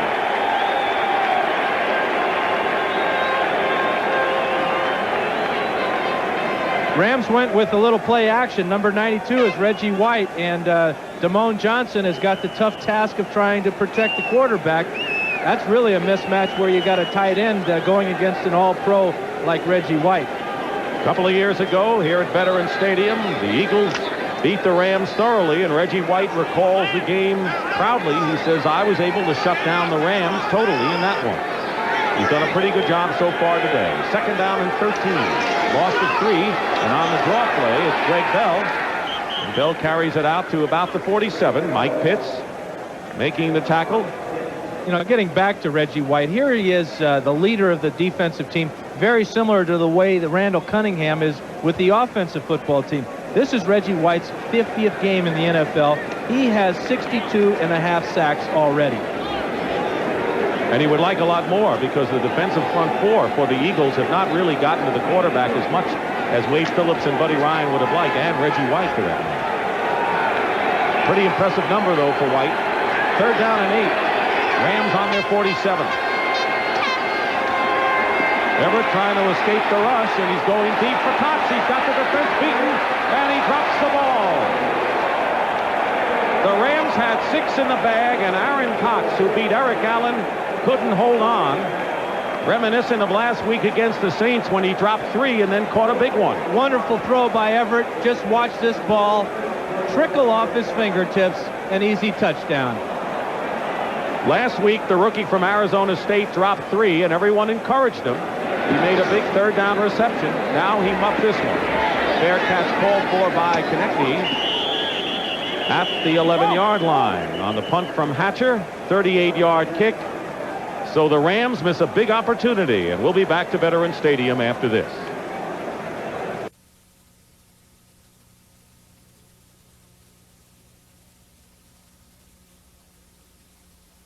And the race is on for a Sugar Bowl berth. Georgia dumped Florida yesterday, while Auburn trounced Southern Mississippi. And next Saturday, college football continues on CBS. A major SEC showdown, Auburn against Georgia. And Auburn's won 4 of the last 5 meetings, including last year's 27-11 win. Auburn with the nation's top defense. Both teams have one conference loss. Should be a great one. Georgia-Auburn next Saturday, 2:30 Eastern, here on CBS Sports. Eagles with a 1st down on their 16, 10-10 the score. Randall Cunningham, the quarterback for Philadelphia. 1st down and going for Byers, incomplete. Mark Giroux, the linebacker, defending. Cunningham has gotten pretty good protection by and large this afternoon, as the Giants have widened their lead now to 26-0, and other scores coming in. If you're the Eagles and you know that the Rams want to regain that ball control style that they like so much, do you continue your style? Because they've mixed it pretty well, Philadelphia. Well, in that first quarter especially, they did a great job of time of possession, and they really controlled the ball. They had a lot of success running the ball up the middle. 2nd down and 10. Inside handoff to Tony. Tony gets to the 20, gain of 4. How have they handled the Eagle defense by the Rams today? Amazingly, I haven't seen the Rams play that Eagle so much. What they've been doing is dropping off, trying to confuse Cunningham, giving him a couple of different looks. I think what the Eagles have done is they've scared the Rams out of it a little bit, because they have had success with a couple of trap plays that have sprung Tony and Byers for some nice gains. Rich Shermer, the defensive coordinator. They used to be strictly a 3-4 vanilla style defensively. They opened it up somewhat. Let's see on 3rd and 6. Cunningham's pass is caught by Chris Carter. And a 1st down for the Eagles at the 32-yard line, a gain of 13. Carter doesn't have the best speed on this club, but he has played outstanding football since Mike Quick went out with the injury. He's really matured as a receiver. He realizes that now he is the main wide receiver for Cunningham. Runs a nice route here. Again, the Rams are playing a little soft in their secondary. Newman was beat for the first time that time. Carter now with 5 catches today and 61 yards. Eagles up to their 33-yard line. 1st down.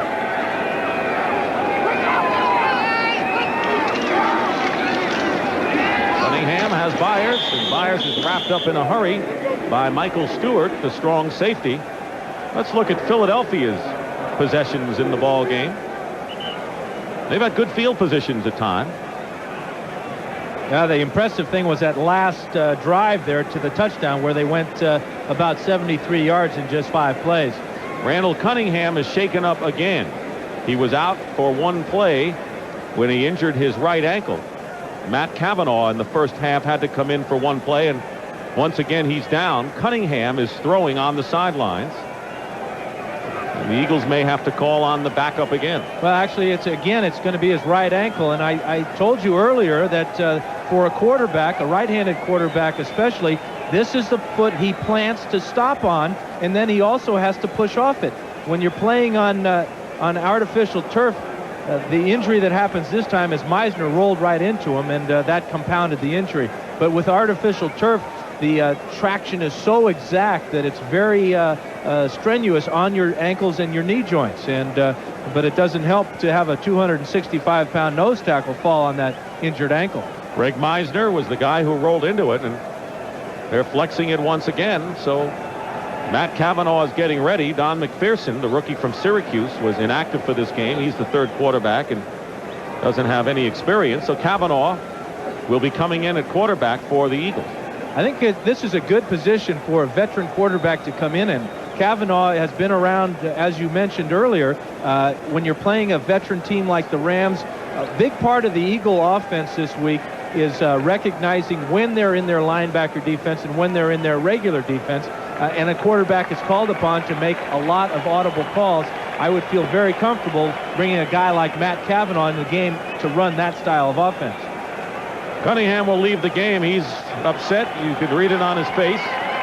Well, our score here is all tied. Rams and Eagles at 10-10 here early in the third quarter. The Dallas Cowboys are getting whomped by the Giants 26-0 in the third quarter. And so in the NFC East, the Giants trying to retain a one-game lead. And the Eagles trying to get back to 500. Coming up next, the second game of our doubleheader.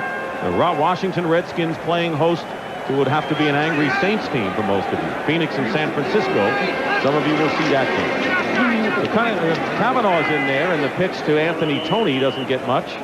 Gary Jeter on the stop. Is this the kind of a game in which Cavanaugh, with his experience, is not the kind of guy who will lose a game? This is a real test for him, though. I guess we don't have to answer a lot of these questions the way that Cunningham seems to heal himself when he goes over to the sidelines. He's a tough guy. You know, he's such a competitor. He loves playing the game. A little sprained ankle is not going to hurt him. Not going to keep him out. But Cavanaugh's got to be saying, hey, if you want me to play, let me play. Not this one play and out stuff. 3rd and 7 at the 36.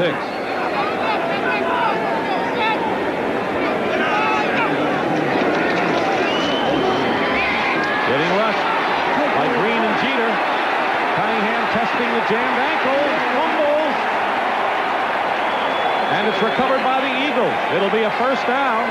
And the Eagles keep possession. Well, he wasn't afraid to use that ankle. And they're in Ram territory, a gain of 17. This is so much fun to watch. This guy has got so much natural ability. He's the best open field runner on this football team. He may be one of the best open field runners in the entire NFL. Got to learn how to hang on to that ball, but you can't fault him for his tremendous effort on a tender ankle. Mike Wilshire hit him. And a timeout.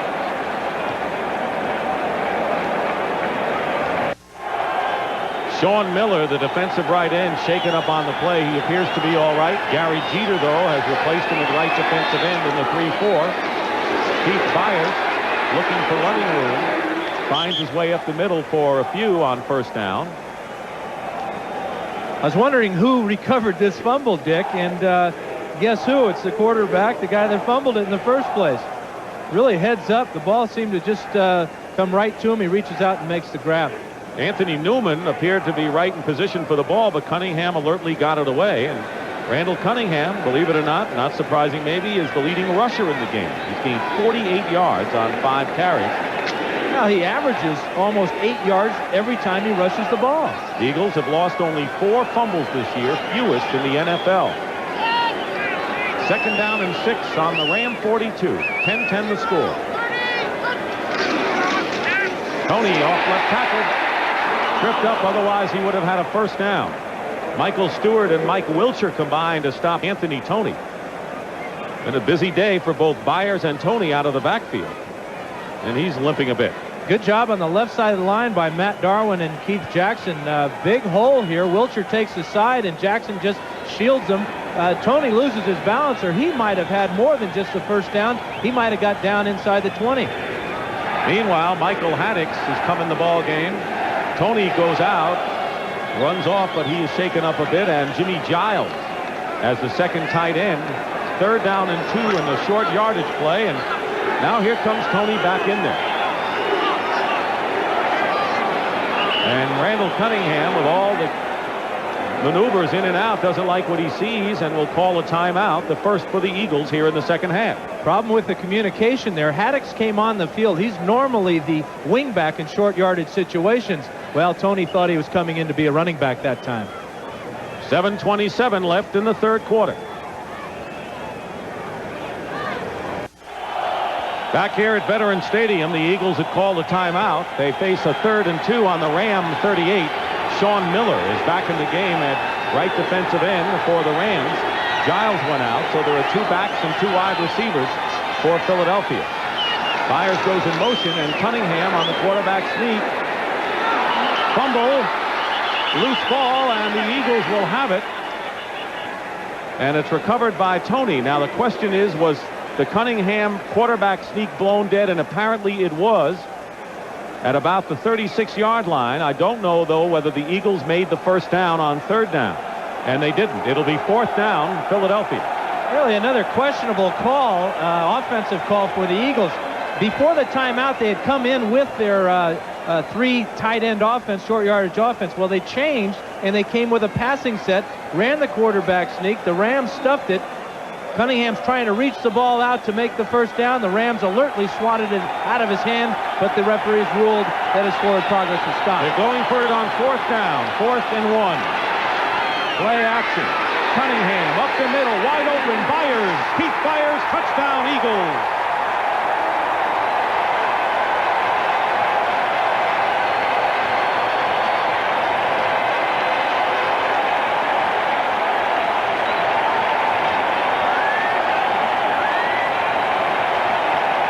A 37-yard touchdown pass on 4th and 1.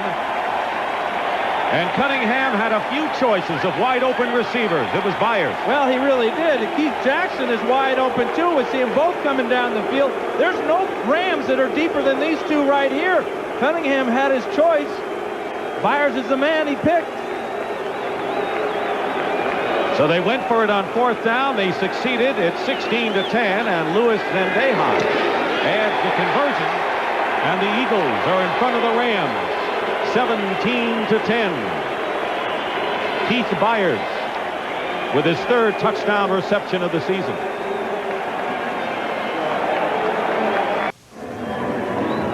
The Eagles use the great play action pass here on this 4th and 1. Watch the 2 linebackers, Giroux and Eckern. They bite on the fake.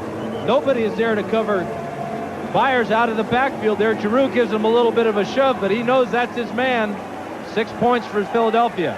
How interesting that on the previous play, maybe not the best play off the board, as Cunningham tried the quarterback sneak, and then the great play off the board. That's the unpredictability of Buddy Ryan's football teams. They do the strangest things at the strangest time.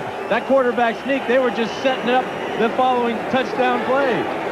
Ron Brown and Robert Del Pino are back for the Rams as Zendejas kicks off short. It's headed over to Ron Brown at the 5. Now returned 163 yards last time to set up a score, but no such luck this time as he's knocked out of bounds at the 25 by Izell Jenkins. Well, just a reminder that on Tuesday, make your voice heard. Vote. Then watch Dan Rather and CBS News for full election coverage. Well, John Robinson said, I'm confident that this team is not going to suffer a letdown against the Eagles after the big win on the road last week. And I don't think that they have suffered a letdown. I think the Eagles have played inspired football to this point. And John Robinson's getting a little dry in the throat there, huh? Going to the water bottle. First down at the 25 for Everett. He's got Ellard at the 29, and Ellard out of bounds. Ram first down. Eric Allen covering on the play. Ellard has caught a touchdown pass today. His big play was a 67-yard reception and run on the first play of the game, and he has gone over the 100-yard mark. He has caught 3 passes for 104 yards. And let's tack on a few more yardage for Henry Ellard with that great punt return he had also. That was a 35-yarder. So we've had a little bit of everything in this game. First down Rams on their 36-yard line. Charles White fumbles, and it's recovered by the Eagles. Clyde Simmons.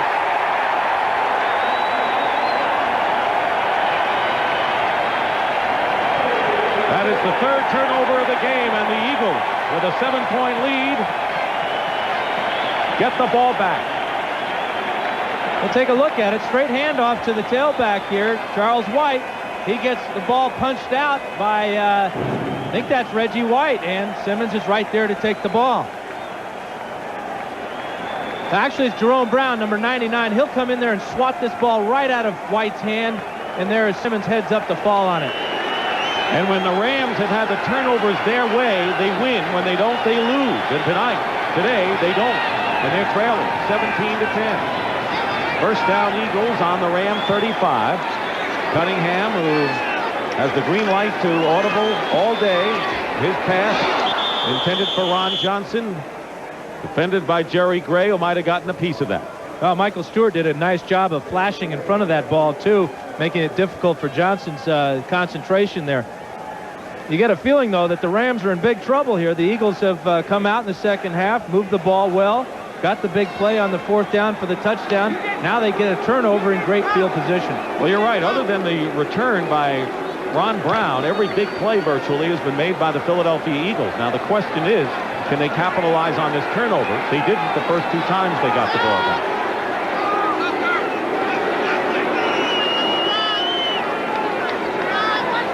Cunningham on 2nd and 10, and Anthony Toney slices off and runs right into the welcoming arms of Michael Stewart. That'll bring up 3rd and long, as the Rams now coming in with extra defensive backs, including Mickey Sutton, James Washington, and Anthony Newman, and Fred Strickland, a rookie from Purdue, who has played very well in a backup role for the Rams. Yeah, a lot of these guys are young guys. We've got a couple rookies in there, a couple of guys that are real hungry to play. And one of the guys that has had trouble in this situation has been Newman on the corner, guarding against Chris Carter. This time he'll go against Johnson. And Leroy Irvin becomes the nickel guy. There's the shuffle pass inside to Toney, and he is stopped by Strickland, who just entered the game, and that'll bring up 4th down. Luis Zendejas, and remember Dan's observation, he kicked a 58-yarder before the game, and he's going to have a long one here. And the fans, who are famous here in Philadelphia for booing just about anything, they boo that play selection, and if I didn't have this microphone on, I might be joining them. I don't like that type of play in a 3rd and 10. Throw the ball to the necessary yardage. 50-yard attempt. Holding is Telchik. And Zendejas gets it off. It's a long kick. It's long enough, and the kick is good.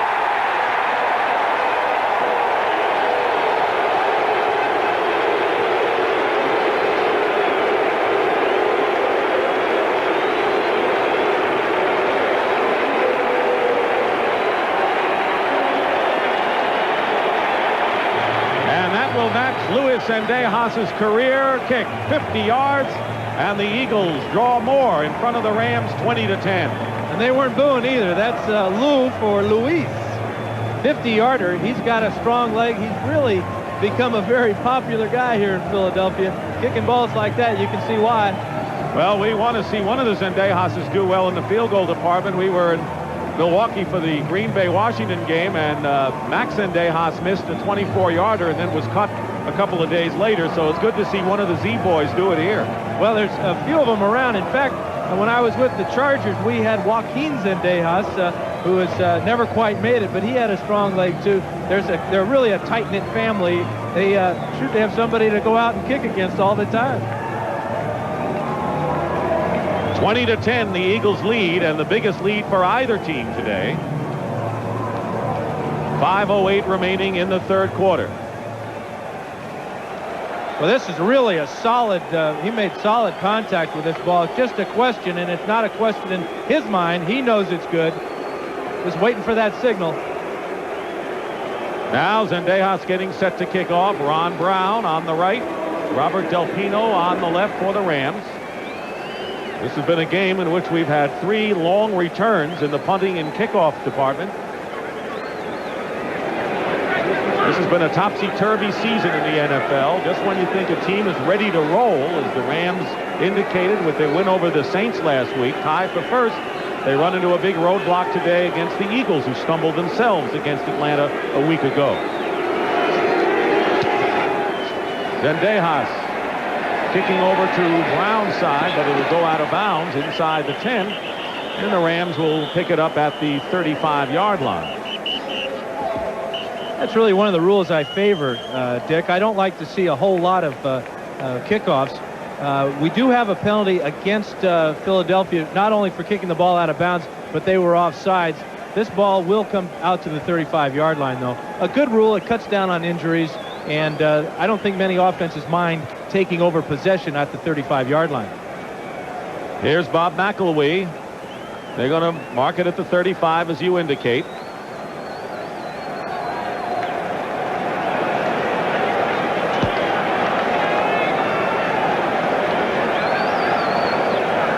John Robinson trying to find the secret formula to get his Rams back in action.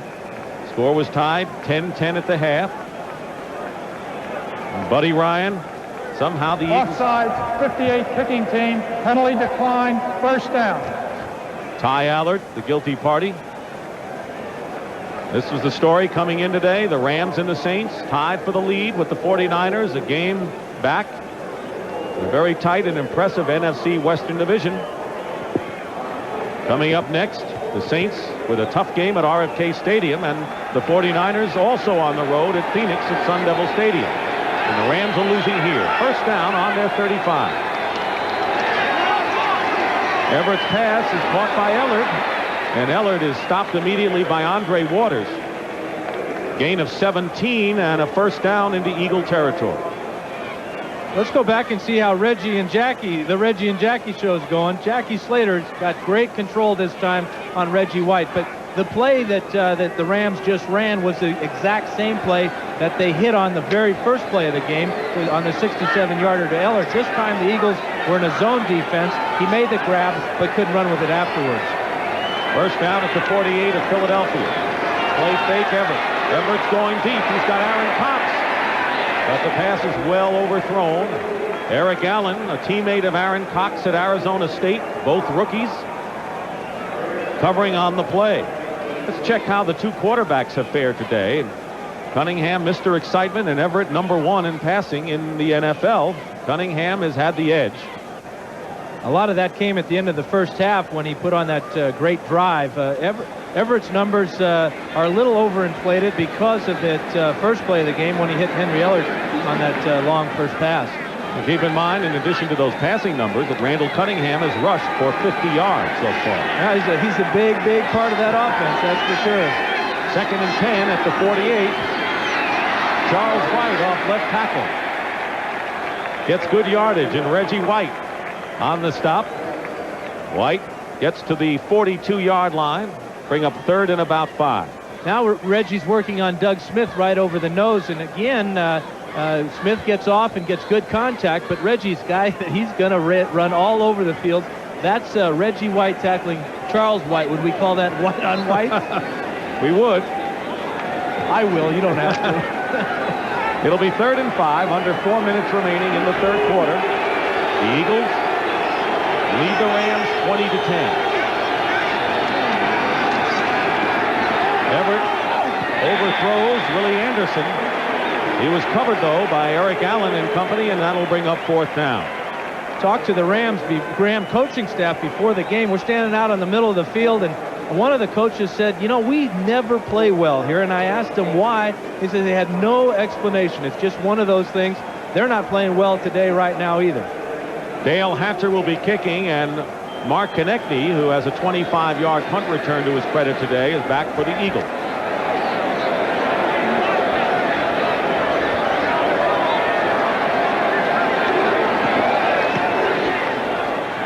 Good kick by Hatcher, and a fair catch called for by Konechny. Inside the 10 and at about the 7. Hatcher couldn't do the job any better. And that'll hem in the Eagles as they come back on offense. Well, tonight on CBS, what keeps an old man young at heart? We'll find out when 60 Minutes tries to keep up with that 92-year-old legend, George Burns. That's followed by Murder, She Wrote, and then it's part 1 of the CBS miniseries Internal Affairs, starring Richard Crenna and Kate Capshaw. That's tonight on CBS. It's important now for the Rams to make a play or take a stand. They can't afford to fall any farther behind. They've got the Eagles pinned back in their own end. Cunningham, as you see it from the end zone, Byers with blockers ahead of him. Byers turns the corner. Penalty marker is down as Byers has enough for a first down and more. Johnny Johnson drove him out of bounds, but the flag.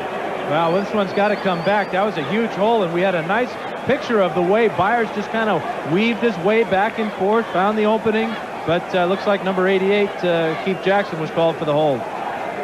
So a first down is nullified, and they probably wouldn't have had the first down if it weren't for the hold. Holding. Offense. So they'll mark that half the distance. Jackson's pleading his case, but he doesn't have to. They didn't identify him, but let's take a look at it. He's on the far left of the screen here, number 88, and Jackson has got good control there, turns his man well. I don't think the holding's on him. Maybe a push there in the back. I don't know. I don't see any holding there. But somebody was holding, and it'll be 1st and 14 following the penalty, and the ball back up to the 4. Greg Meisner and Gary Jeter in the defensive line now for the Rams. Byers stopped at the 2. Loss of 2 on the play. Another penalty marker is down as Mike Wilcher was quickly in on Keith Byers. Looked like the snap was a little bit off there, like a false start on somebody in the offensive line. Well, they don't have much room to go back. Holding. Number 50. Offense. Penalty is declined. Dave Remington. Second down. One of the most heavily penalized teams in the NFL are the Philadelphia Eagles. There they are, second behind Houston in yardage, third behind Minnesota in total penalties. They smartly declined the penalty, obviously, with no yardage marked off. Second down and 16. Cunningham backed up, going on a fade pattern to Ron Johnson, and the penalty marker's down, and Johnson might have been interfered with. Let's see. It's going to be a good, interesting call because Johnson might have pushed off on Jerry Gray. Jerry Gray thinks so. In fact, immediately Gray started to applaud and signal, and that might be the call. Pass interference. 27 defense. Penalty is declined. First down. Well, it was Jerry Gray said 27. Gray is 25, and the Take call. a look at it at the bottom of the screen here. This is a good job by Cunningham getting rid of the ball. Saw the single coverage here. Gray gets his right arm, pushes Johnson outside just a little bit, and there goes the flag. But the important thing is that Cunningham knew that if you take a sack there, it's 2 points for the other team. You got to get rid of it. Fortunately for the Eagles, he got the man coverage and threw a nice pass. That's a big play. Big play for the Eagles. First down on the 31. They got out of trouble on a penalty. Cunningham drills Byers. Byers is ganged up on the 36-yard line by both Carl Eckern and Michael Stewart. 2 minutes and 35 seconds remaining in the third quarter at Veterans Stadium. Byers is such a weapon for the Eagles. He comes out of the backfield, and he's a big target. He gets proper depth with his routes, and then he makes the grab. But the great thing that he has after he makes the catch is the ability to make extra yardage. They've had a lot of success throwing to him out of the backfield today. Second in receiving coming into the game. He's caught 5 this afternoon. Second and 5 on the 36, and a delay of the game call will be marked off against the Eagles. Delay of the game. Offense. To recap our game, the Rams scored first on a Lansford field goal. Luis Zendejas tied it up with a 3-pointer. And then Keith Jackson on a receiving end of a 22-yard pass. It was 10-7, and then after a great kickoff return by Ron Brown, Everett hit Henry Eller just before the end of the half to tie the game. But the third quarter has been all Philadelphia. Byers with a 37-yard reception and a 50-yard career-matching field goal by Zendejas, and that's the story.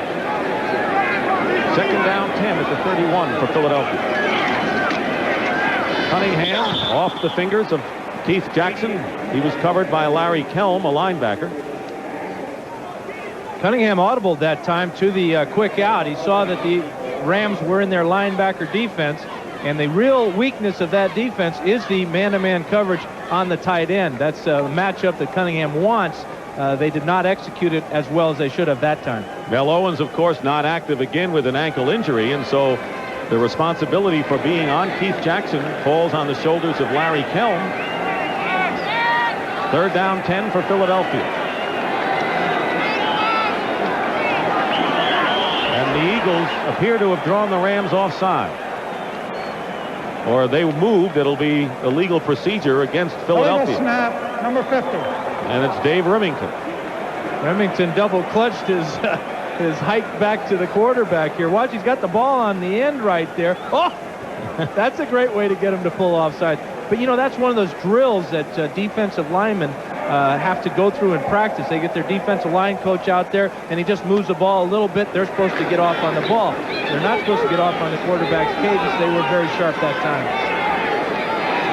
3rd down and 15. Eagles on the 26. 1:51 remaining in the 3rd quarter. Cunningham operating out of the shotgun.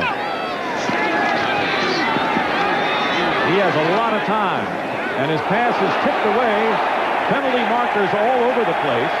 Johnny Johnson dove into the play, and now Heller and Kevin Green are jawing at each other.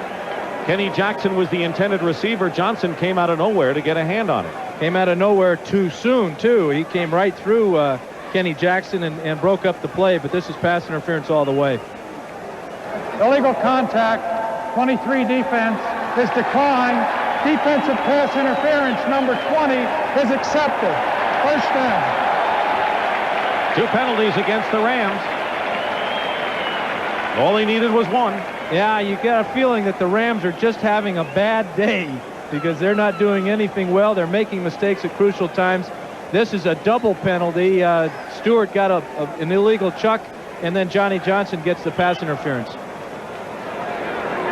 Keep in mind that the Eagles were backed up to their own 2-yard line, and a pass interference penalty gave them a new life, and now another one brings it out to the 43. Anthony Toney can't get away and will lose about 4 yards. Mark Giroux was the first man in. The Eagles have had the ability to have a lot of long drives this year. A couple weeks ago against Dallas, they went 99 yards for a touchdown and then followed that up with about an 85-yarder that won the game for them. So this is nothing new for Randall Cunningham and his mates. He's been out of the game twice. He has missed 2 plays. You also notice he's not wearing that shield over his eyes anymore. Some of his teammates complained that the shield muffled his signals at the line of scrimmage. It made it hard for them to hear him. I can understand that. 2nd down and 13. Cunningham trying to get out of danger. And back at the line, it might have been Meisner that slowed him up. Mark Giroux made the tackle. And if you just slow up Cunningham, that may be enough. Well, and he's working on a bad ankle, too. You wonder how much of that sore right ankle affects his ability to escape this time.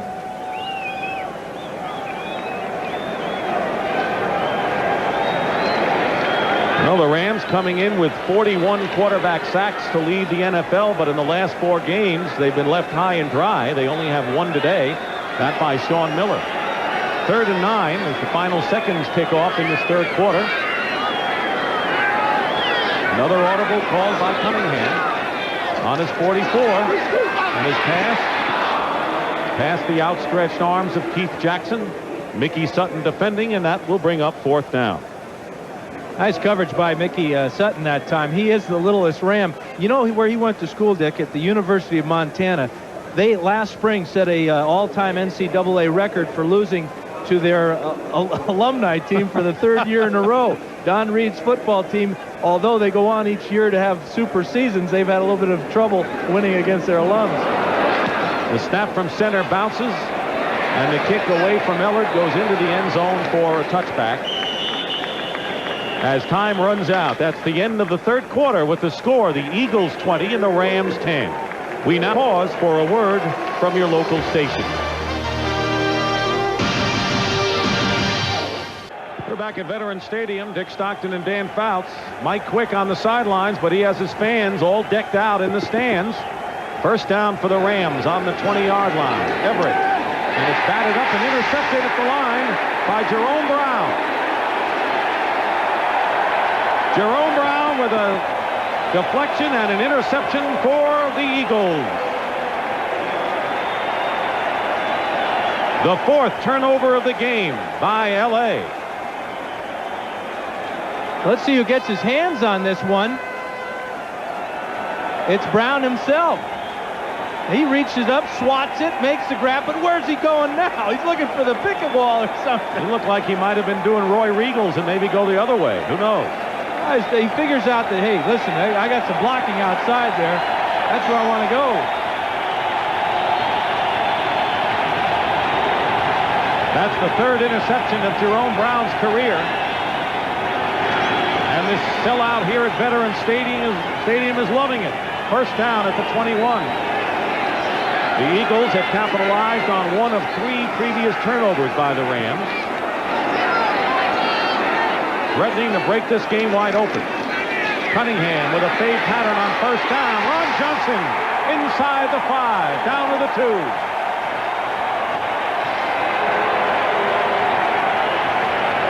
Jerry Gray defending, and it'll be first and goal. Well, just before this, Cunningham audibles to this fade here. He gets Johnson right where he wants him, working on Gray. Look at that ability to go up in the air and grab that ball. Big play for the Eagles. Very important after you get a turnover to really attack the defense. That's when they're at their lowest mentally and physically. First and goal, they spotted at the 1 for the Eagles, leading 20-10. Play fake. Cunningham wide open, but Keith Jackson is overthrown.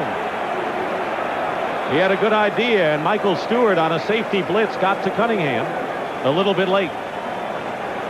And he's got to be exhausted in a big game for the Eagles and Cunningham. He'll have second and goal. I think Randall took a lick to the chops there from Michael Stewart. He really got banged around.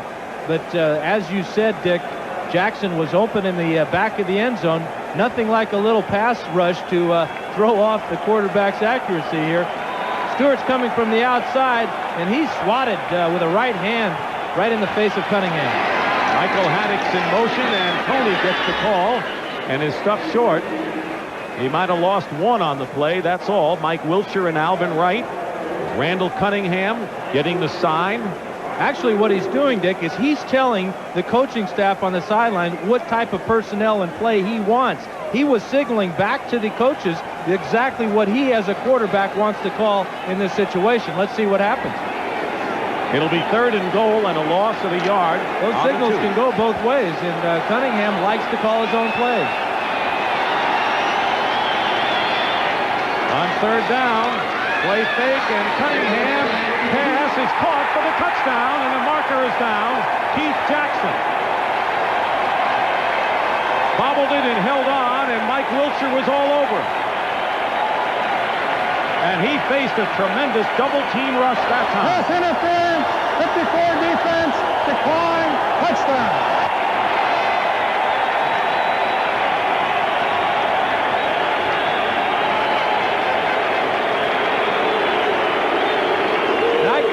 Randall Cunningham called that play. He is under a lot of pressure here. He was so happy to see this ball caught by Keith Jackson. Outstanding pass and an outstanding grab. 4th touchdown reception of the year by the rookie tight end. Zendejas' conversion is good, and it's 27-10. The Eagles lead, and they have converted on the last 2 turnovers by the Rams, and this one really hurt.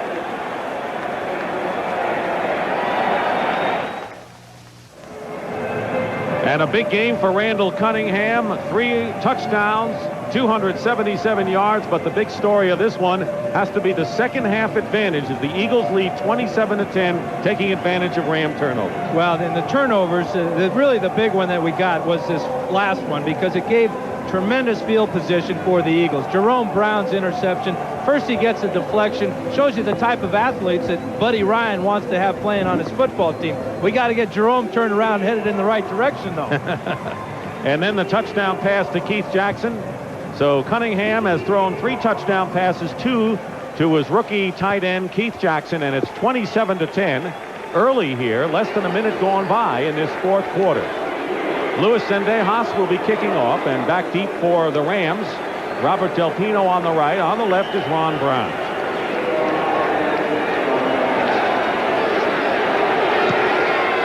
Deep kick by Zendejas into the end zone. Brown will down it there for a touchback.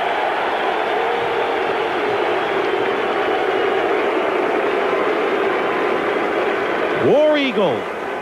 Tracy Rocker anchors an Auburn team that leads the nation in total defense as the 9th-ranked Tigers take on UGA and the Georgia Bulldogs. There's UGA, led by junior running sensation Tim Worley in a pivotal SEC battle. It's Georgia versus Auburn next Saturday on CBS Sports. UGA, huh? Something like that. That's what the Rams are saying right now.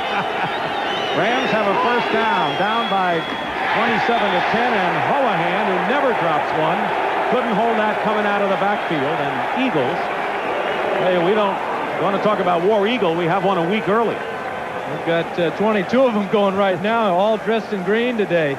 They are the turnovers. The Eagles did not take advantage of the first two, but boy, have they on the last two. Mike Reichenbach got a great hit that time. The Eagles are looking now for a lot of passes from the Rams.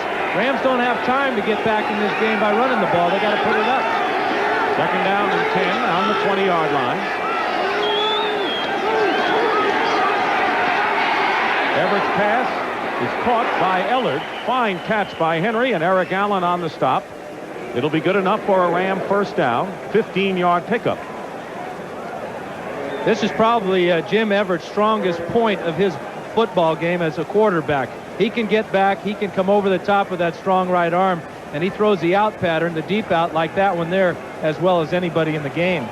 A bright spot in a disappointing afternoon has been Henry Ellard, who has caught 5 passes for 136 yards and 1 touchdown reception. Rams with a first down on the 35. Plenty of time remaining, but the Rams have a long way to go. Everett on first down, going for Ellard again, but it's thrown out of bounds. Roynell Young was with him. So if Jim Everett has come in as maybe the most improved quarterback and leading almost a perfectly called game last week against the Saints, despite the fact he did not throw a touchdown pass, this has to be a huge disappointment. He's been way off the mark in this game today. And the reason why is the pressure that he has faced from that Eagle defensive line, but also in the concept of the defense that the Eagles have played today. They've done a good job of mixing their coverages up, making it very difficult for Everett's reads. On second and 10, first back up is Del Pino, and Del Pino gets about 9 on that play. Reichenbach again on the stop. Everett completed 65% of his passes on the year, but only 40% this afternoon.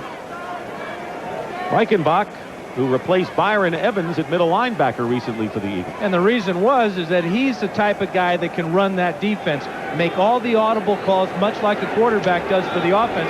Buddy Ryan wants a smart guy in there, even though physically he may not be up to the athletic ability of a Byron Evans. 3rd and 2 at the 43.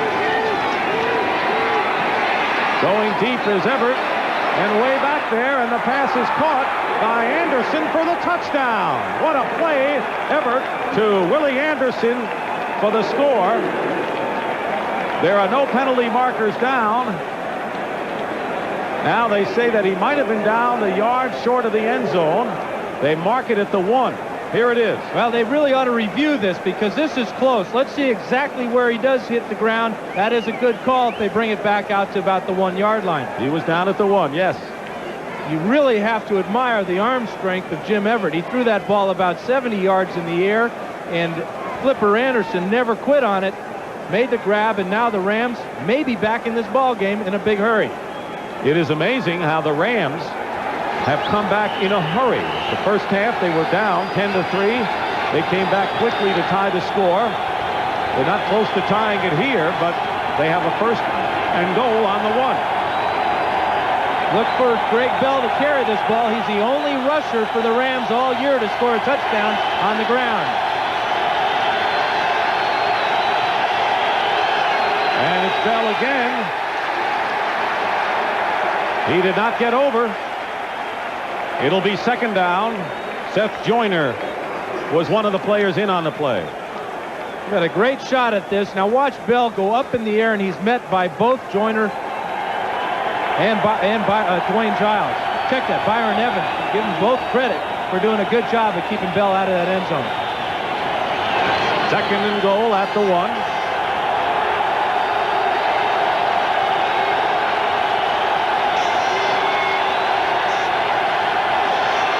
They go to Bell again, and he gets in for the touchdown.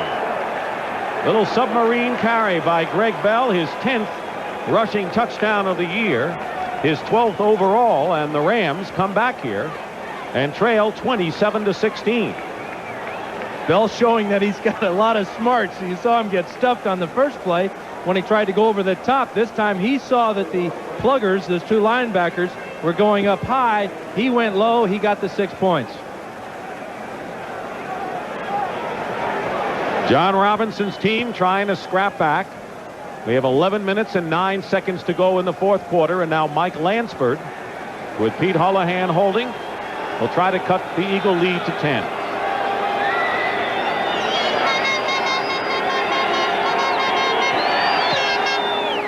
Kick is good, and it's 27-17, but the big play was Jim Everett's throw to Willie Anderson, 56 yards to set this touchdown up.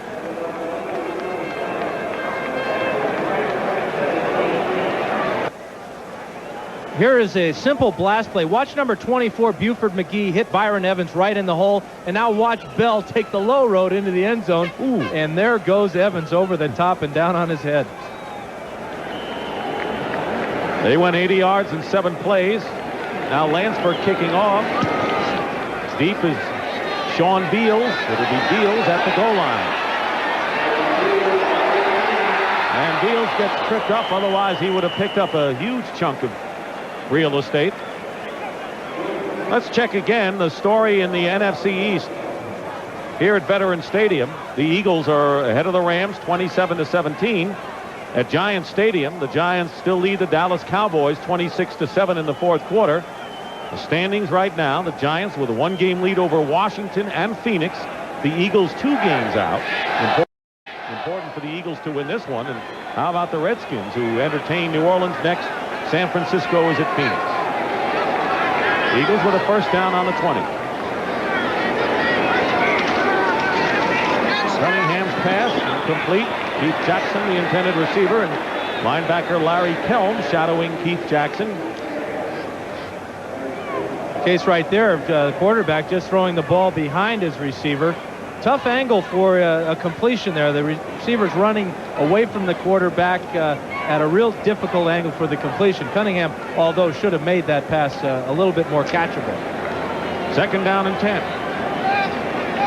Just under 11 minutes to go in the fourth quarter.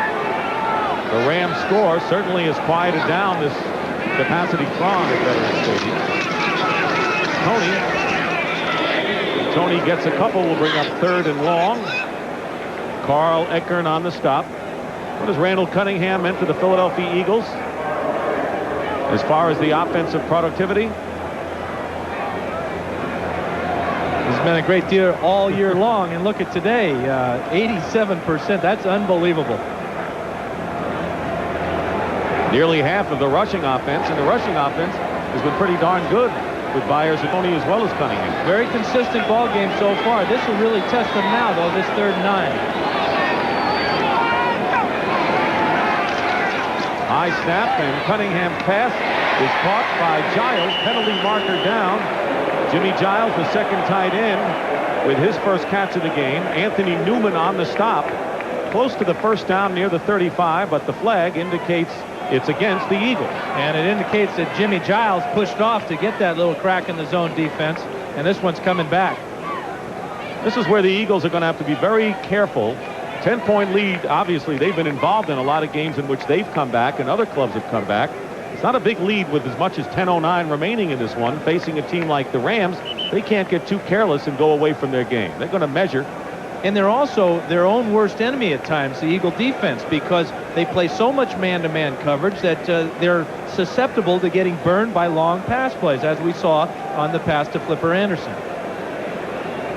So obviously, if they did not make the first down, they will decline the penalty and punt the ball away. The Rams will have excellent field position. They have the first down, so then now they will accept the penalty. The good news is you made the first down, fellas. The play resulted in a first down. Offensive pass interference, number 83, will be enforced. And that's the bad news.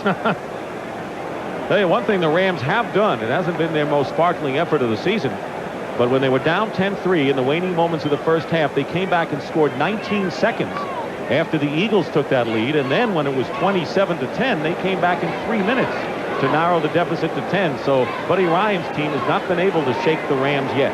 What you're seeing in the Rams football team is a team that's struggling all day, but that is developing a championship character. A team that plays on the road and has the success that the Rams have had have got to overcome a lot of adverse situations. They're doing that right now. Third down and 19. Cunningham backed up, and on a screen pass, Anthony Toney running it out. And Toney is tackled at the 30, and the Eagles will have to kick it away. Kevin Green got Toney from behind, gained 13, well short of the first down. And now the ever-exciting punt team for the Philadelphia Eagles comes on the field. We talked earlier in the game about Telchik and the fact that he has thrown from punt formation. They have run the ball with Terry Hogue. He's up there talking to everybody, telling them, hey, give me some time to get this one off. Seventh punt coming up, and Ellard, a dangerous receiver, had returned a punt 35 yards today. And Telchik has used a couple of different types of kicks. He's kicked a couple of low ones that have gone over Ellard's head and really prevented him from getting the big return, since he did get that big return earlier.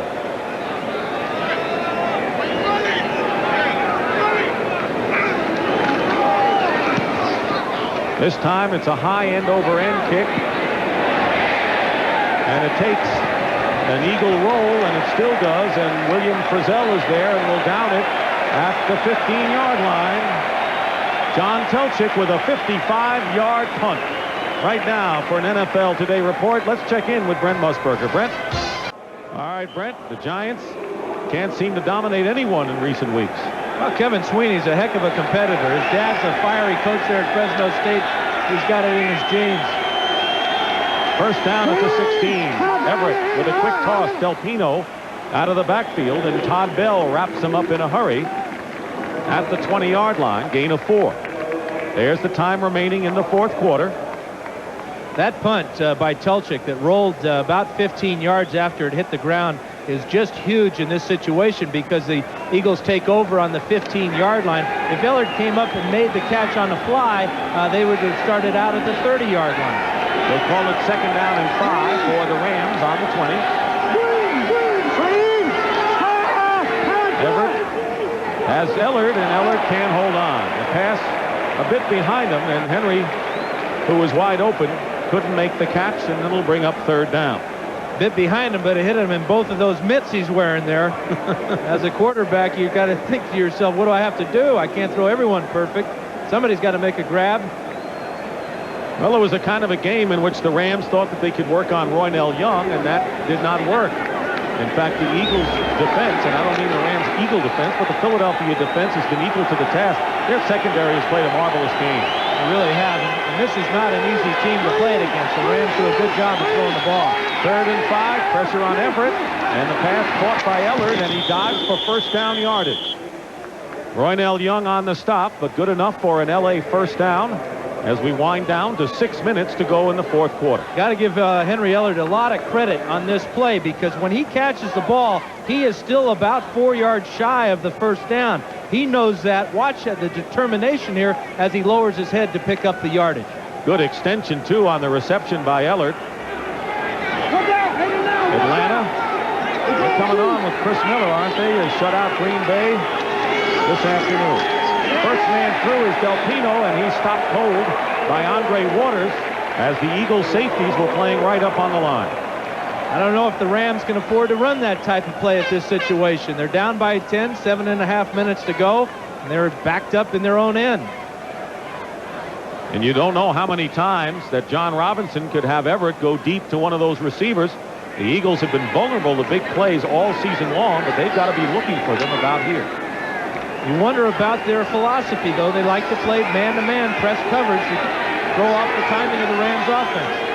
2nd and 12. Everett up the middle, wide open is Damone Johnson, and he's got it, and the first down as well. Just short of midfield at the 48. Wes Hopkins made the stop and a pickup of 22 yards. What's Everett yelling about? Well, I'm not sure. I was looking at Damone Johnson here. He runs a little out and up matter. Oh, that's what he's looking at. That's why he's mad. He got a late shot to his legs after he threw that ball. I think Mr. McElwee, our referee, should have called this one. Andre Waters, the guy they call Dirty Waters, and that's why. That's a cheap shot. Going after quarterback's knees like that. That's terrible. First down at the 49-yard line. And now Everett calls a timeout. And if Dan Fouts could, he'd call a timeout too. He's so mad up here. Well, I'd throw a flag from here. I don't have the arm I used to have. It wouldn't make it past the 4th row. A timeout called by the Rams. So the Rams and the Eagles have each used one timeout. There you see John Robinson. Hey, Bob, come on over here. What about that late hit on the quarterback? Here it is again. It's not really a pretty sight the way he went in on Everett's legs. No, this is as bad a shot on a quarterback as you'll ever see, because if he's 3 inches lower to that right knee, Jim Everett is still down on the ground. And if Everett's feet were to stick in the AstroTurf, he would have been seriously injured there. Andre Waters, been a physical, intimidating style of player for the Eagles. Well, if that's being intimidating, I don't like it. I don't think there's any place for that in the National Football League. Well, the Rams have used their first timeout. They have a first down on their 49. 6:24 remaining in the 4th quarter, trailing by 10. Everett's quick toss. Damone Johnson has it again. Johnson with some room to run gets inside the 35-yard line. And a gain of 18 yards. Another first down. Wes Hopkins on the stop. So the first 2 catches of the game by Damone Johnson in the last couple of plays. Well, that hit by Waters on Everett fired Jim Everett up, I guarantee you. Watch, he's under a lot of pressure here. He throws a great pass to Damone Johnson. He's got the team fired up right now, and they're moving the ball. First down on the Eagle 34. Jim Everett trying to bring the Rams back in this one. Play fake and open is Damone Johnson again. He'll have the first down as he's out of bounds close to the 25. Wes Hopkins and Andre Waters on the stop. And the Rams are moving and moving impressively. And one of the smart things that happens at the very tail end of this play is Damone Johnson gets out of bounds. A lot of pressure again on Everett. Good catch by Johnson. Now he's heading for the sidelines to save for the time. They're going to measure to see whether the Rams have a first down, but if they don't, it will be 2nd down and 1. It'll be very close. One of the things about this type of offense, when it's rolling, it is devastating. Ernie Zampese has got these guys believing in his pass offense. And what happens to a defense, you look at them down there on the field right now, they're confused, they're frustrated. They have not been able to get to Everett and knock him down. He's dinking the ball off. He's hitting wide open guys. He has really got the thing going right now, and it's a great feeling for a quarterback and an entire offensive team. It's a very contagious feeling like, hey, let's just give the quarterback time to throw, and we'll get something great happen. You could see that they were short by about a foot, and this is a great passing down for Jim Everett and the Rams on the Eagle 24, 2nd and 1.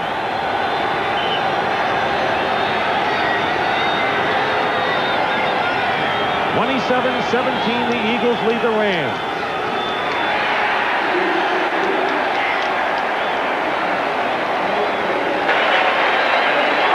And on 2nd and 1, the Rams go to the running game and don't get the first down as Buford McGee is stopped cold by Clyde Simmons. Clock is running, less than 5.5 minutes remaining in the 4th quarter. The Rams trail 27-17. They were down 27-10. They came back. Each team with 2 timeouts left, and it'll be 3rd down and 1 for the Rams now. 5-man front for the Eagles. John Klingel joins their normal front 4. Play fake. Everett has Damone Johnson and a first down and out of bounds at the 15. So the Eagles must be saying, where has Damone Johnson been all day? He has caught 4 passes in this drive. Well, and a lot of this has got to be credited to Jim Everett. This is a wonderful throw, throwing it off his back foot, showing the athletic ability that he possesses. But Damone Johnson's on fire right now. He's the hot receiver. The Eagles don't have any answers for the coverage on him. We're at Veterans Stadium in Philadelphia. The Rams are making this awfully close. With 4:54 remaining in the fourth quarter, they have a first down on the Eagle 14. Jim Everett's been a hot thrower, and he wisely threw the ball away as Willie Anderson was double covered in the end zone by the Eagles. Very smart play by Everett. He saw that that play had no chance of success, and he wisely threw it away, saving necessary yardage and the sack and not throwing the interception. It's important now. The Rams are in field goal position. They can take a field goal this time. That'll bring them within 7 points. Over 300 yards is Everett, but that's really not an indication of what kind of a game a quarterback has, because when you're behind, you're going to get those passing yards. 2nd and 10 on the 14. Everett again up the middle, wide open, and a touchdown. And Buford McGee out of the backfield scores the touchdown, and the Rams come within 4 now of the Eagles with enough time remaining, 4:45. One of the great things about the pass offense is that you can use the same plays with different people. This is the exact same play that Everett hit Henry Ellard on the first play of the game for that 67-yarder. This time the Rams use it with Buford McGee running the little post pattern. Reggie White's a little late. We got 6 points, and we got a great ball game coming. 27-23, and things are getting sticky for Buddy Ryan again. Mike Lansford will try to cut the Eagle lead to 3, and he does. 4:45 to go. So Jim Everett with a touchdown pass to Buford McGee, accepting congratulations, and we have a tight one here in Philly.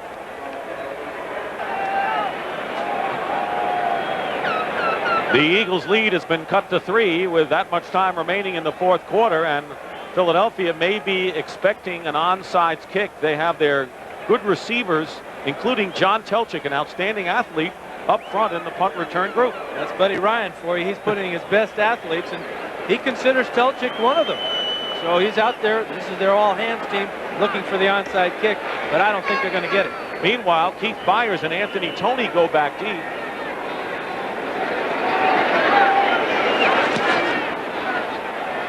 End over end, and Byers on the 15. I agree with you. I'd be surprised at an onside kick because the Rams have confidence in their defense. The last thing they want to do is give the Eagles the kind of field position that might give them some encouragement here with 4:38 remaining. The Western Division of the NFC coming in today. The Rams tied with the Saints. They beat them last week in the Superdome. 49ers a game behind, and coming up next, the Saints on the road against the Redskins in Washington, and the 49ers will be on the road in Phoenix. Rich Shermer, the defensive coordinator for the Rams, try to get the ball back as quick as they can. First down on the 21. Cunningham on a sprint out going deep, and Ron Johnson makes the catch, and a big play for the Eagles to Ram territory. 34 yards. And the Ram players on the sidelines are disputing this call. They say he was juggling the ball as he went out of bounds. I know one thing, there's roughing the quarterback against the Rams. Randall Cunningham took a tremendous lick here from Carl Eckert. He hits him in the head. Now we'll see at the end of this play whether Johnson has it or not. I don't think he did. Looked to me like he didn't quite grab possession until he hit the ground when he was out of bounds. It'll be a first down in any event for the Philadelphia Eagles. The question is, where will the ball be? And if they want to review it upstairs, we may have a delay. Here it is again. Personal foul, roughing the passer, 55 defense, going to the head. Clearly bobbling the ball, and I don't think he had possession. They're tacking it on, though, and here's the reason why. Eckert's going to come in from the left side of the screen, and he's going to take a shot at the head there of Cunningham. It's a super throw, and here's the grab, or is it a grab? We have no indication that they're reviewing it upstairs. So it's the completed pass of 34 yards plus 15 on top of that, and a first down for the Eagles. And now they're going to review it. They're going to review it.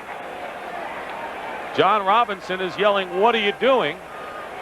He says there's no question that Ron Johnson did not have possession of that ball. But apparently the catch is going. It'll be first down. I don't know how they could call that a catch. I don't From that either. angle, we can clearly see he was bobbling it when he hit the ground. He was bobbling it and landed partially out of bounds when he did fall down with it. It's a catch. First down for the Eagles on the Rams 30. Byers. No gain on the play, but the Eagles are not going to try anything fancy, you can be sure. Gary Jeter and Larry Kelm on the stop as the clock runs. Replay booth says that he was down. My question is, he was down out of bounds when he finally made the total possession of the ball. I just don't understand how difficult a call that is to make. Well, they're the guys with the replay. Big play for the Eagles nonetheless. They have really put the Rams in a big hole now. 34-yard play on a sprint out, despite the fact that Cunningham was clobbered. Second down and 9 at the 29-yard line. Here is Anthony Toney with quick acceleration. Burst through inside the 25. Will bring up third and short. Larry Kelm makes the stop. The Eagles in front, 27-24. One time they had a lead of 27-10. But the Rams came back with 2 scores and are threatening here. But the Eagles, with a touchdown, will put this game out of reach.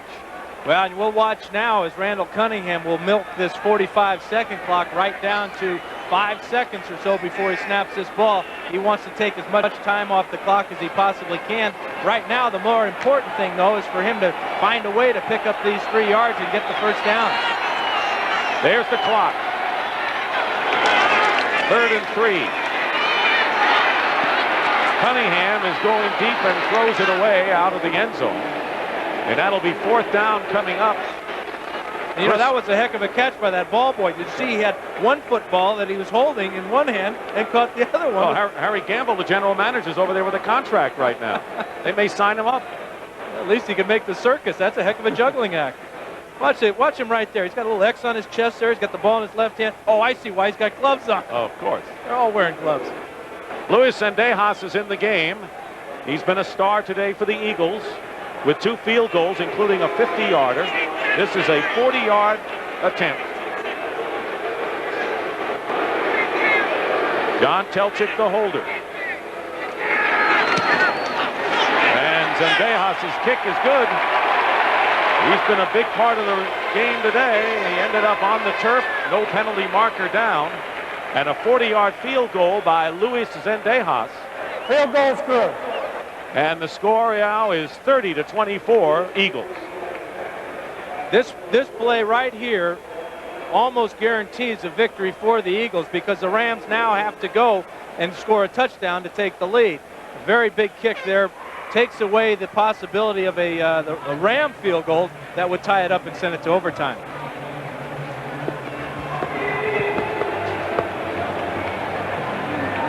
So the Rams need a touchdown, and Zendejas certainly a hero today with the 3 field goals. He's 3 for 3, including a 50-yarder. But the big play with a 3-point lead against a good club, the 34-yard pass to Ron Johnson. Yeah, great pass by Cunningham. I got a question, though, whether it was really a catch. Looked like he was juggling a little bit. When he landed on the ground, he was out of bounds. But the big thing, again, is that the replay officials did not want to review it. They felt it was a catch. A big play for the Eagles. Got them down into position where they got that field goal. It's amazing how the Eagles have always responded when Buddy Ryan has needed it. Remember the first year he coached, they lost their first 3. They defeated the Rams handily. Last year they were 5-8. They needed a win over Houston. They got it. They seem to do the job when Buddy is right on the brink. And he was on the brink before this ball game. If he were to go 2 games below 500, there's no way he'd have a chance at winning the NFC East. This way he stays within range at least. Zendejas will be kicking off, and Ron Brown and Robert Del Pino go back deep for the Rams. One thing about the Eagles' schedule that is in their favor, if there is such a thing in this league this year, is that their last 5 games will all be against NFC opponents. The problem is that 4 of their last 6 games will be on the road. And in fact, NFC Eastern division opponents down the stretch. Right. There's Ron Brown on the left and Del Pino on the right. And included in that schedule is a game against the Giants. The Eagles beat the Giants here at Veterans Stadium on a Monday night. Izell Jenkins will be holding. There's a lot of wind down on the field. So Jenkins will assist Zendejas on this kickoff. 2:47 remaining in the 4th quarter. Booming kick by Zendejas. Well into the end zone and down for the touchback by Ron Brown. Well, if they give out game balls, he'll get one today, for sure, if the Eagles go on and win. Let's take one final look at the questionable call. Really, it comes down to whether his knee was down when he made possession of this ball. He juggles it at first. Let's watch those knees. He clearly doesn't have it there. His knees are down. Still doesn't have it. There, he's got it. There's the knee down, so that's the call. The advantage the replay officials have is they can slow it down frame by frame, just as we saw it there. So here are the Rams, first down on the 20. Everett's first attempt. He was going for Damone Johnson, who caught 4 of the 7 passes that Everett threw in that last scoring drive. Terry Hogue defending on the play. We were tied at 10 at the half. And the Eagles went ahead 20-10 after 3 quarters and added to their lead. They have capitalized on 2 of the 4 Ram turnovers today. That's unlike the Ram team this year. The Ram offensive line, though, right now is doing a super job of giving Everett the time to throw. Very important against a great pass rushing line with Reggie White in it for the Eagles. On second down, Everett dumps it off to Charles White. And White gets to the 27-yard line. William Frizzell, a nickelback, making the stop. Less than 2.5 to play. It'll be 3rd down. Rams would really like to get a play off just before the 2-minute warning here, pick up the first down, and then get a free timeout with the 2-minute warning. So Everett will try to get this ball snapped. The Vikings, the Bears, and the Falcons all winners today. Penalty marker down, and Charles White spins his way to first down. But there's a flag down as 2 minutes remain in this 4th quarter. It's against Philadelphia, so they got the play off, and they'll get the first down as well. This will be a first down either way. White had it with the run, and the 5 yards, obviously, will give it to the Rams also. Good job by Everett, though, in proper use of the clock. A couple of weeks ago, the Eagles trailed the Cowboys 20-0 and came back to win. Last week, they trailed the Falcons, took the lead, and then lost it in the waning moments. So everyone in Philadelphia, I'm sure, who've seen what the Eagles have done this year, have to be holding their breaths on this last drive. See Jim Everett talking to Norv Turner. He's the receiver coach for the Rams. Turner is in communications upstairs with the offensive coordinator, Ernie Zampese. 96 defense. First down. Clyde Simmons was offside, and we have our 2-minute warning here. 30-24. The Rams need a touchdown. Nothing else will do.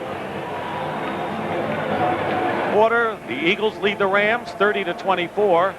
Timeouts left. Each team has 2.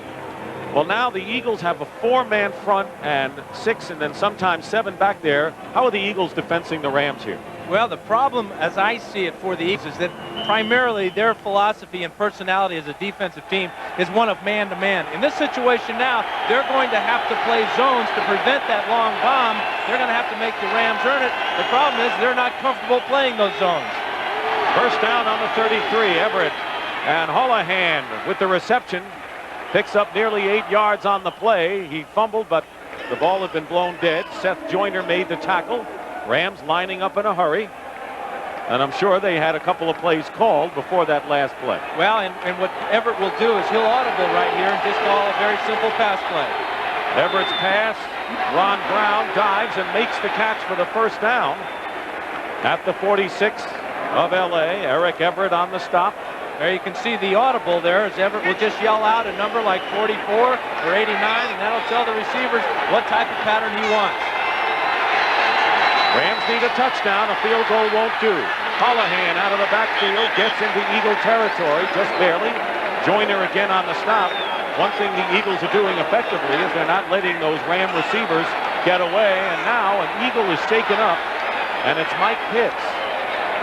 Interesting, Dan, that a week ago, Buddy Ryan admitted that he told Wes Hopkins to fall down for an injury to stop the clock after the Eagles had run out of timeouts. That was discussed on the NFL Today earlier today. And now Pitts falls down, and the irony is, of course, that the last thing the Eagles want to do is to stop the clock with a lead. So I guess what goes around comes around. Buddy, this is your payback for last week when you had Wes Hopkins riding the rickshaw off the field. The problem here, though, is that Pitts is really injured. He came into the game with the sore ankle and sore knee, and now he can't even walk off the field. He has forced his team to take a timeout, stop the clock, the best thing that could possibly happen for the Rams. And when we asked Buddy about it, he said, you know, I guess I'm just too honest. Someone asked me about it, and he says it's done all the time, and I don't think that the league really reacted in kind, because as Red Tex Schramm of the Cowboys said, you know, that's against the spirit of what football is all about, even though, you know, it's one way to stop a clock. But a week later, an Eagle, Mike Pitts, is shaken up, and we hope it's not a serious injury, but it does stop the clock with 1:04 remaining. Well, and let's emphasize that Buddy did no wrong. He didn't break any rules. What he did is he bent that rule just a little bit. It is in the game. It is in the league rules that if you want another timeout, the only way you can get it is by faking an injury. And the officials tell the players and the coaches that every year. But really, the ironic thing is, as we have been talking about, is this is a real injury, and we hope it's not too serious.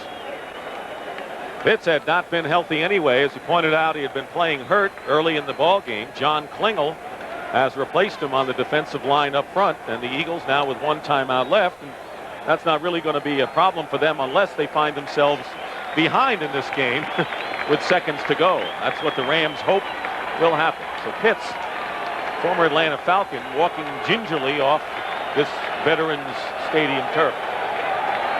Coming up next, the second game of our CBS doubleheader, the Saints trying to rebound from their loss to the Rams against the Redskins, who were thumped by Houston. Second down and 5 for the Rams on the Eagle 49. Everett fires, and it's incomplete. Holohan had fallen down, and William Frizzell got a hand on it defending. But the tight end lost his footing, and now it'll be 3rd and 5. And keep in mind that the Rams have 2 downs to get the necessary yard. This is really a wonderful situation for a quarterback to be in. This is when the game has to be won. This is when you can throw it every down. You just love getting back in that pocket. Your offensive line, you know they're going to give you every effort they possibly can to give you the time to throw. Your receivers are working hard. Jim Everett right now is having a ball. 3rd and 5. Rams with 4 wide receivers, 3 to the right. Everett has Holohan and a first down to the 40-yard line, and the Rams have not called a timeout yet. There are 46 seconds in running. They still have 2 timeouts left.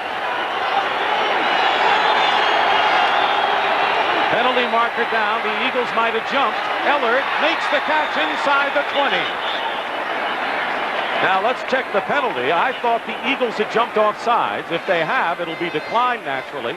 And the Rams will have a first down inside the 20 with 35 seconds left. Offside, 92 defense. Penalty will be declined. First down. You know, even though the penalty is declined, the great thing that happens here is, for the Rams that is that the clock stops. It's almost like getting another free timeout here. The Rams are in excellent position right now. They have got the Eagle defense so bewildered by their passing attack that they can do anything they want. 22-yard gain to Ellard, who has caught 7 passes for 166. First and 10 on the 18 of the Eagles. Everett is sacked by Reggie White. And a timeout called by the Rams.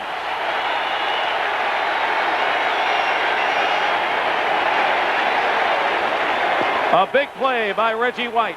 Well, and who better to make that big play than probably the best lineman in the NFL, defensively speaking. Reggie White, great speed. He got around Jackie Slater. We saw how Slater was handling him earlier in the game. But when you got to have a big play, you got to have your stars come up and make them. Randall Cunningham has done it for the Eagle offense. Now Reggie White comes up with a big one for the defense. He was not to be denied, and Reggie White with his second sack of the game. The Eagles have 3 of them, and the Rams are down to a single timeout. 29 seconds to go. It'll be 2nd down and 20 following that 10-yard loss, and the ball is at the Eagle 28. And that changes the type of plays that the Rams have got for a choice to run now. When you're on the 20-yard line, you have a basic offense that plays will work because of the field limitations. Now they're back to the outside the 20, almost to the 30.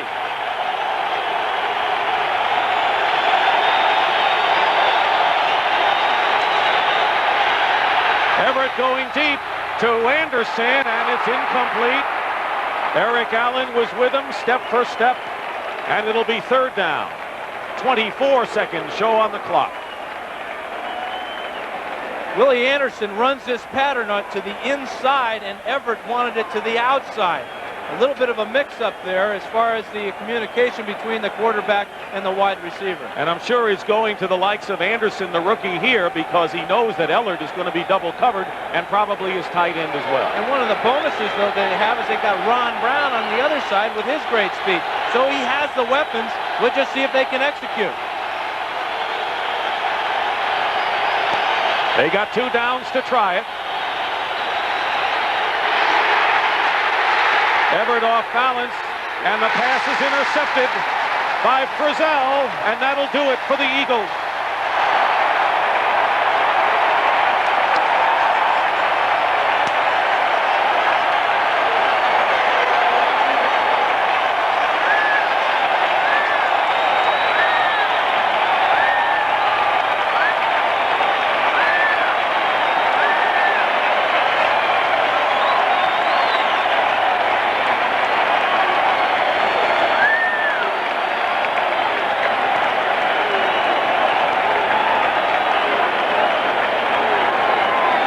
You almost wonder if Jim Everett thought that he didn't have another down to play with here. It was 3rd down, but in this situation, they were going to go for it on 4th down.